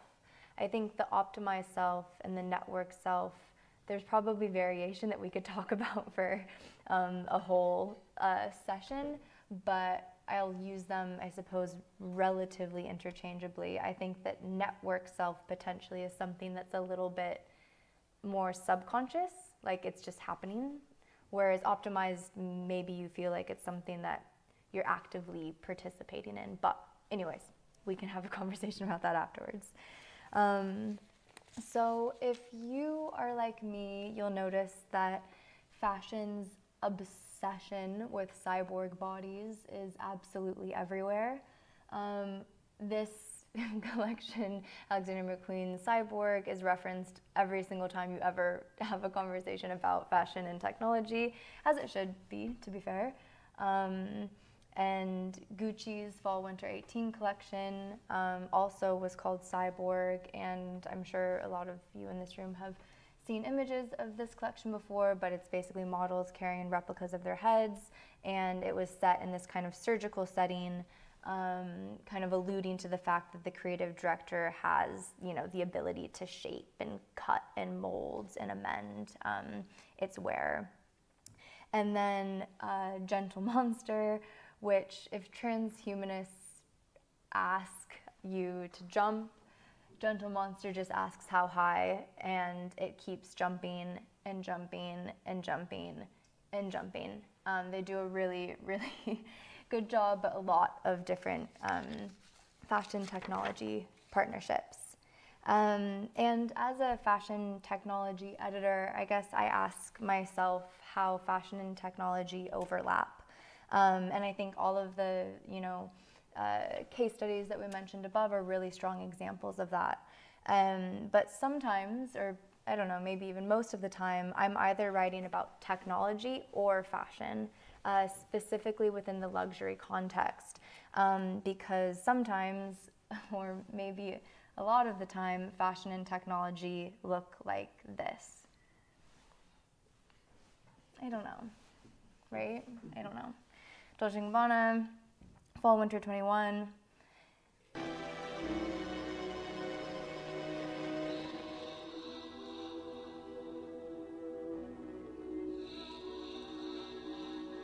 Who am I? The answer lies around, written in all colors and emotions, utters in all tones of joy and pain, in thousand-figured, thousand voice, our money's nature. Then, in this train's dream, we catch shadows. I don't know. Hugo Boss, Spring Summer 25, Sophia the Robot, which this was actually a very beautiful collection and very well done in terms of like the holistic world that they built. But then at the after party, they brought Sophia through, and this is what it looked like.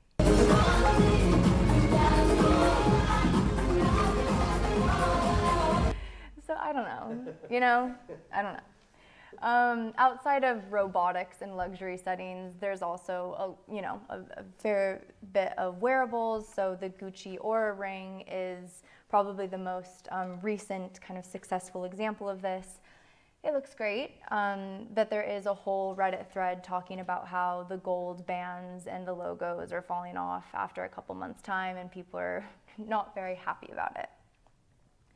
There's also AR, augmented eyewear fashion partnerships, and some of them are great, but some of them look like this.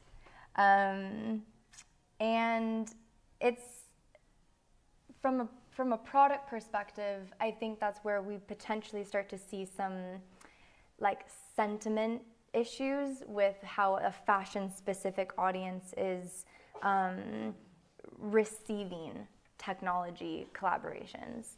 And again, not to say that like they're all bad. I'm sure there's so many examples of how to get it right. But this is more kind of at like a luxury setting, I would say. And sometimes within conversations around AI, just this is like personal experience, posting collections that have used AI outwardly, kind of your question around like infiltrating or integrating. Sometimes the sentiment looks like this. So, people throwing tomatoes at you and being quite scared of the idea that AI was used in a campaign. And again, this is not doom and gloom. I think it's just about raising conversations around how at a luxury level, fashion and technology are working together in areas that sometimes they might be missing the mark. So I guess the reason that I'm really passionate about this is like I love fashion and technology, and I think there's so many ways that it works well. But when different collections and collaborations, campaign imagery, products themselves, wearables, etc., come out like this, it starts to taint the narrative. So I want to start to consider or think about in my personal practice, but also the ways, just the case studies in which I cover editorially, when do fashion and technology actually benefit each other? Because that's the stuff that is really worth writing about and celebrating. And I think in order to answer that question, I guess it probably seems obvious to a lot of us in this room, but I think that potentially the biggest gap here is that fashion technology partnerships are missing the optimized body. They're missing the networked body. They're not necessarily considering the messy and tumultuous and glitchy and I don't know, maybe detached at times or hyper attached at other times, that self. And there's gaps in understanding about what that body is. So just to go, I guess, a little bit more into the body then. Yeah, I guess, sorry, I'm just going to pull this back up. I know that there's probably been a lot of conversations, probably every talk in the last couple of days has talked about what the body today looks like. But just to kind of echo it, I think we all know the vibes, that the body is surveilled and deep-faked and hyper-embodied and disembodied, and it's not post-human exactly, but at the very least it is networked. And this author, Rohani Coombes, in her book, Searches Selfhood in the Digital Age, wrote, "Our subtle self-modification according to technological capitalism's norms is so pervasive that certain types of performances have their own names: Instagram, face, TikTok, voice. And we make amendments to them based on algorithmic recommendations. And through this process of identity augmentation," Christina Adain says in her essay, "we're becoming aesthetic operating systems." Or in other words, the immaterial things that we might see on our screens become very material when they start to impact our discernment and bodily choices long before they even register as a conscious decision. And I think with that understanding that our bodies are all at least a little bit networked, it starts to make sense, or at least a little bit more sense, why fashion adjacent audiences may feel disconnected to the tech being served to them without considerations to these truths. So as our bodies become operating systems, how do we dress them? I wonder if we looked at it another way. I think, like I said, fashion technology has the chance to kind of cut through the noise and better understand each other by understanding the body and bringing attention or platforming the real pressures that our bodies might be under. So when I started thinking about ways in which this could work, I kind of started thinking about the different categories of fashion tech partnerships. And I can just kind of go through these really quickly now. So the first one, so I'm thinking about like hardware, software, and worldware.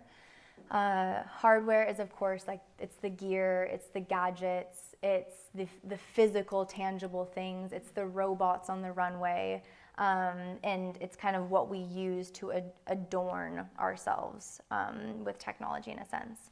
Software is, very potentially obviously, but just the biometric systems that read us. So it's less about the physical device or the physical accessory, but it's more about the relationship between our body and that fashion tech product. And then worldware, I think, is the one that is really like underhyped and undervalued.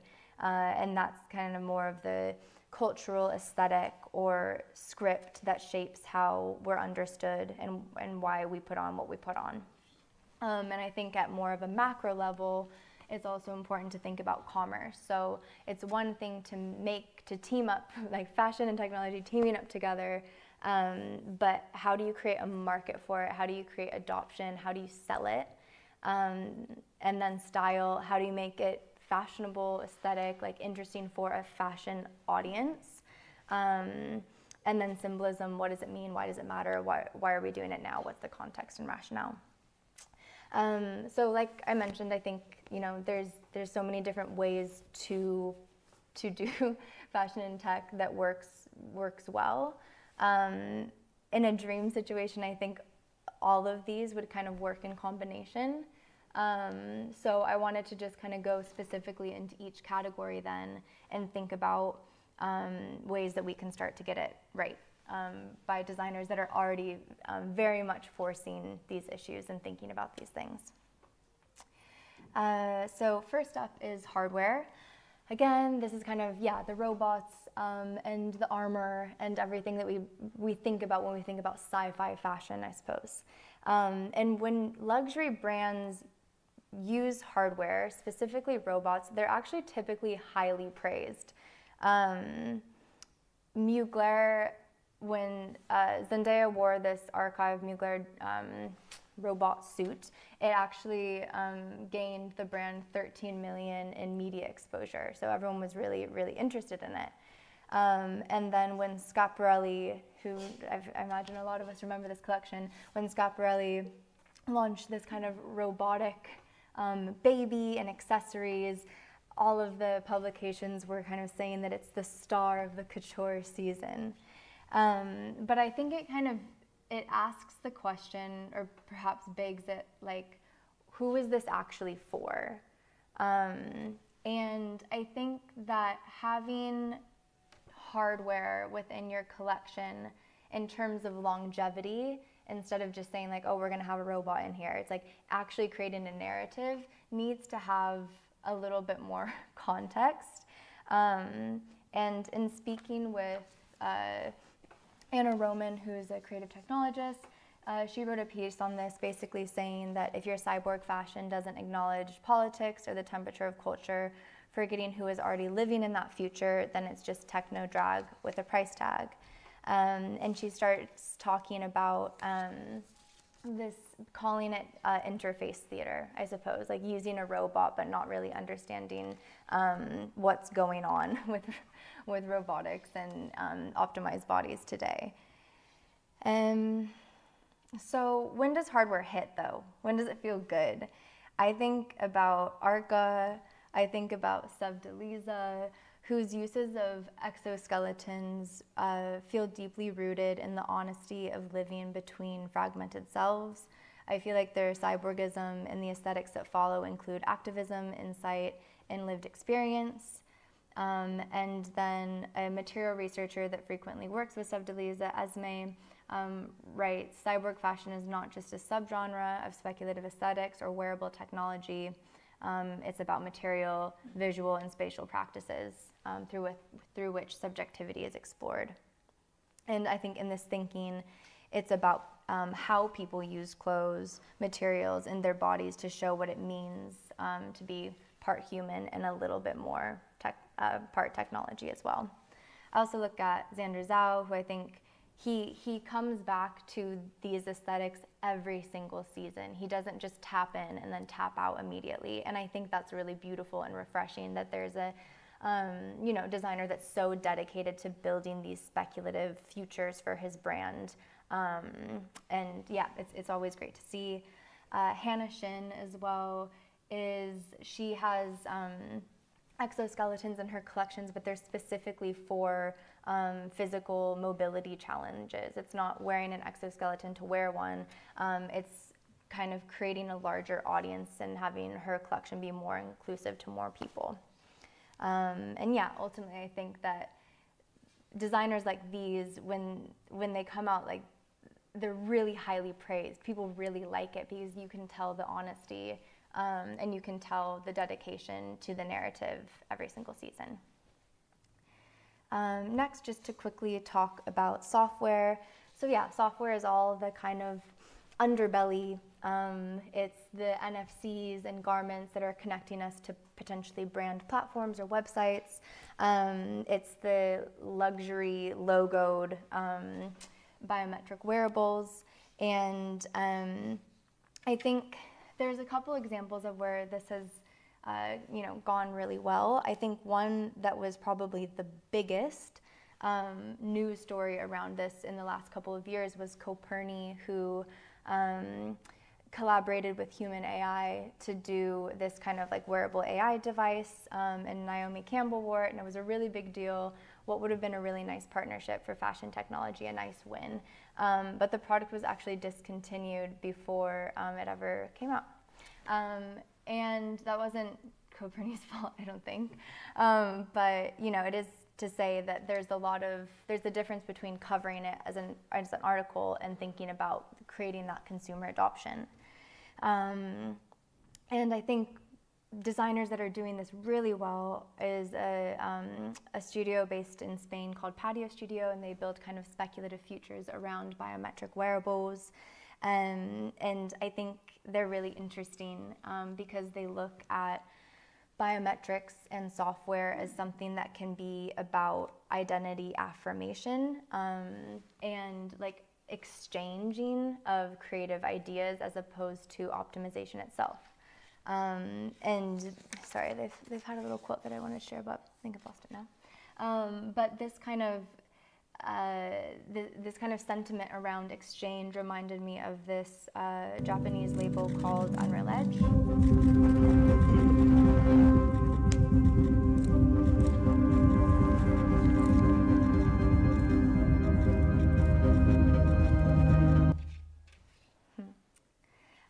And Unreal Edge basically had these LED garments for their recent collection, and they can change based on a wearer's mood, and they can also be exchanged. So if I'm wearing one of the garments and you are, we can exchange the image that's coming up to it. And I think that's really interesting. So kind of through that lens, software becomes about identity making and co-creation as opposed to optimization alone. And last one is worldware. So again, if hardware is the gadgets and software is the data, worldware is more of the kind of cultural conversation behind them. It's the discourse that tech provokes without necessarily having to use the tech itself. And I think one thing that's really interesting about the worldware conversation right now is that the designers are really creating a lot around like the body as a material. And it's something that feels really refreshing because to me, like, this is the optimized body. It's like, it's a shirt made out of skin. And it's a way that we can be really honest about what's happening to the body and how it feels to be in our bodies now.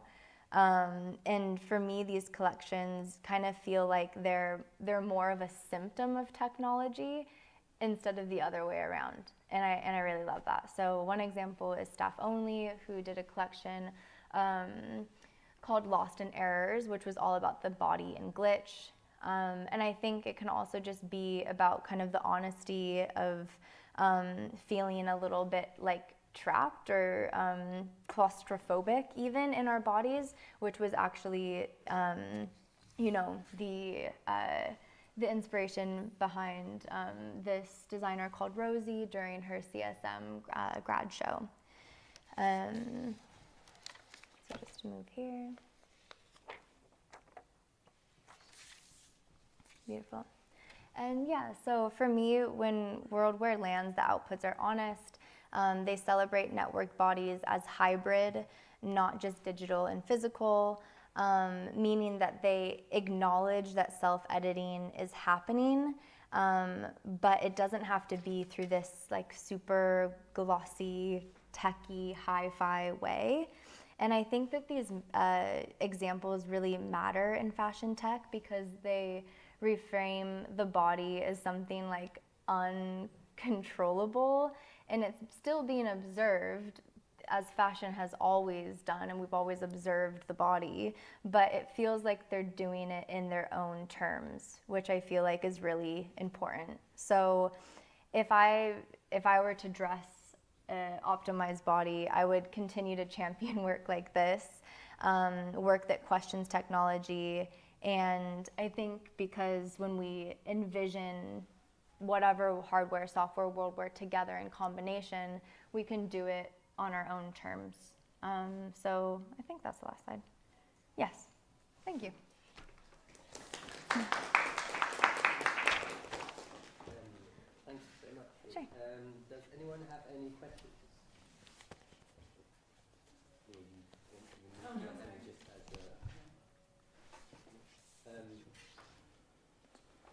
Let me just get my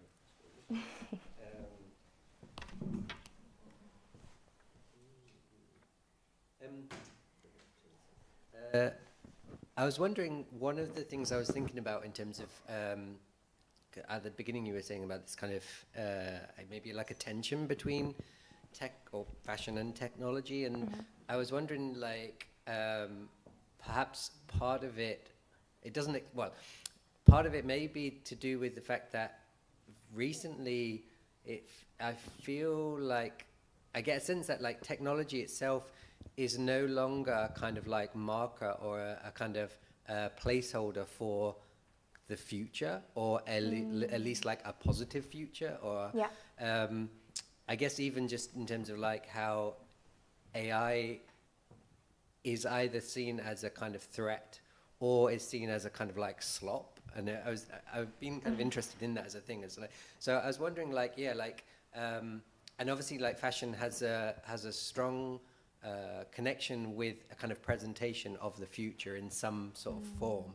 So I was wondering, are there, I mean, maybe the presentation, some of the work that you showed at the end was kind of like an example of, if not necessarily like a positive, a kind of, like less, at least like a not a doomer, or kind of hyper, kind of optimistic kind of view of the future. So I don't know if that's a question, probably not, but I mean, okay. So the question would be then sort of like, how do you see that kind of relationship, I guess, between fashion and tech in relation to this future that at least currently feels at least not positive? Sure. Yeah. I feel like it can be positive still, because I think the positive part about all of this is that fashion audience, like, I think that we're being very honest about how we feel about everything, and we're not just like, it was, I feel like maybe in 2022 when I was doing like digital fashion panels, I was like, this is gonna take over everything, and I was going into it so blindly, but I don't think that we have the, I don't think people are very blind to a lot of things. I think people are like really trying to educate themselves on these things, regardless if you're interested in technology or not. And I think that, like, regardless of where you land on that, like the want for understanding is a really like positive thing, and I think it will only bring, you know, more like better products and better campaigns and better imagery.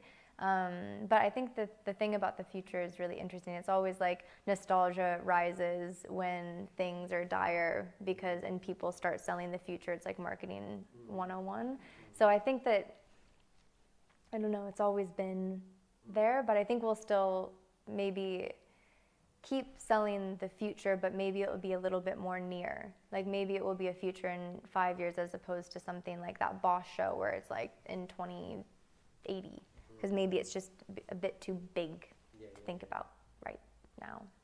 And I guess off the back of that, do you see, I guess, like, do you see fashion, or at least like certain fashion brands or designers, like having a positive or sort of constructive role in reshaping or repositioning technology? I was thinking also, it's kind of like some of the examples that you gave of, say, like the Dolce & Gabbana thing, with like, it felt what would seem to be so like cringy from my perspective would be that it's kind of it's just presenting an already established view of like what a robot would look like, and the robot is a representation of the future, and so I guess like your later examples did offer a kind of alternative view of how we engage with technology through fashion and I guess like the body. So so is that something that you kind of, that role of fashion, do you see that as being kind of positive in that sense? Definitely. And I think that, you know, courses like yours and people in this room, like that's what we're kind of after doing. And even seeing the last talk, it's like, that's incredible. There wasn't studios like that for that long into the past, you know, if that makes sense. So it gets me really excited because it's, you know, maybe not Dolce & Gabbana, but for Boss, it's like there could be, you know, a group of people in this room that come together and can consult about more like preferred futures or preferred realities, or at least more honest depictions of how fashion and technology feel together. And maybe it's just the case that there wasn't access to those resources or those creative agencies or networks before. So I feel like, I don't know, it could hopefully only get better from here. Does anyone have? Oh, yeah. Yeah, I had a question. Thanks for the talk. Sure. You'll have to forgive me. I'm a bit of an interloper into the world of fashion, so if this sounds naive and uneducated, it is. I suppose one of the things that struck me really strongly today, and it comes across very clearly in your talk, is a focus on the body. And perhaps a lack of focus on the face, or is the body distinguished from the face? And in your talk, the examples, especially Sophia, her face is so striking. And so the question that I want to ask, and just to give you just a tiny bit of my own context, I was just at that Please show in Berlin where you have these, the faceless people. Nice. So the question I'm sort of circling around is, what is the relationship, when you talk about fashion in the body, do you have a specific line of thinking about how the face gets incorporated as a space of adornment or a space where technology intervenes? Is it part of the body, or is it separate and exceptional? And how does it fit within the concept of self? So there's a bunch, take it wherever you like. Yeah, that's a great question. There are a lot of ways I could take it. I guess maybe I'll just answer it like for the purposes of this article. I would say, or what became this chat, I was really looking at the body as something that was an operating system, and that it was something that was engaging with technology, whether it's something physical or something online, in terms of like discernment and being attached to something that's even like that. I think we used the word network because it felt like the network to and through a software or a screen or what have you. So I think in that definition, the face is probably included in it. Just because I didn't actually think about the face as something distinct. But of course, the face with facial recognition and pupil reading everything, and also beauty and self-modification there, and Instagram filters and the operations and look maxing that go on with the face. That's like a whole other world that I didn't necessarily just specifically touch on. And I guess too, maybe it feels like fashion is like chin down in a way. It's like, obviously we can wear hats, but sometimes it feels like, is your face fashion? I don't know, maybe it is, but maybe it's just not the way that some of these examples were perceived. But that's a really, really good point about Sophia, how it was so visible and only her face was human and everything else was a robot, and that was obviously a very intentional choice.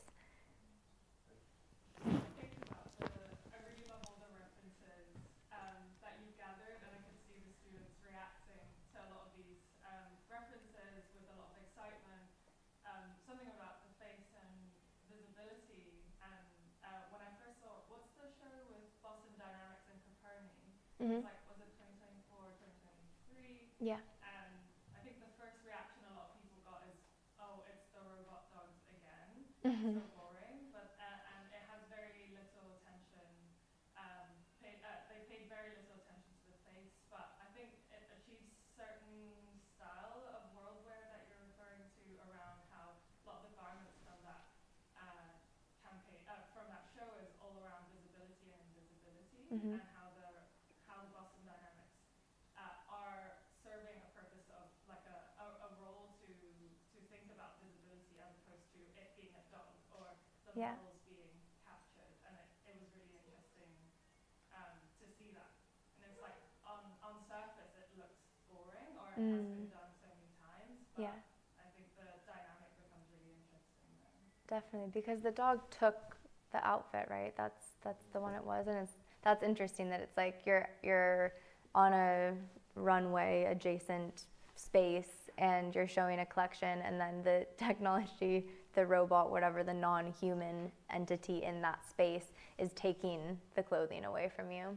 Something about the reflectiveness of the garment, of like all the garments in that show, that was around it's around reflection, and so there's a lot of light, I don't know, reflection, and also acting, kind of hiding the face in some way. Is really interesting. Yeah, definitely. Thank you. I was just wondering also about, just to go back to the face thing, I was wondering whether the sort of lack or the kind of move away from the focus of the face may also be a sort of marker of a kind of new tech media era in a way. I mean, in a way, it's a slightly what we were questioning with this kind of question of kind of the optimized body as being like the body itself being, rather than being a kind of a representation of the body, but rather the body itself then becomes the kind of site of attention. Yeah. And maybe the face could be kind of seen as a kind of like a body part that references or is like indicative of the platform or social media era. Mm-hmm. I was thinking of like the TikTok face and the Insta face, and Yeah. there's always a kind of like a face for each of these different kind of types of platforms or like social media platforms. Mm-hmm. But almost like what you were presenting at the end, almost like moved the technological kind of point of interest away from the face and actually the body. Yeah. So I don't know, there may be something interesting in that in terms of like, or something telling in that, in the sense that the face may be not the most important feature or body part. Yeah. Possibly. Yeah, definitely. It's like, I feel like there's always been maybe a boundary between like the face and body, which is maybe why I didn't consider the face specifically as when looking at the networked body. But I think that these kind of skin interfaces in the world where mentioned, it's like almost, it's playing with what we think are boundaries, like between public and private and like synthetic and like real skin material. So maybe it's, yeah, just continuing to question the same thing, but face and body together. Does anyone else have it? Yeah. So, the thing that really stuck with me about your presentation was you mentioned disabled bodies as well, which isn't really discussed in optimization, obviously. So I wanted to know, obviously it's a heavy question, a completely different topic, but how have you seen disabilities incorporated in the optimized body? Have you noticed it be actually incorporated or eradicated?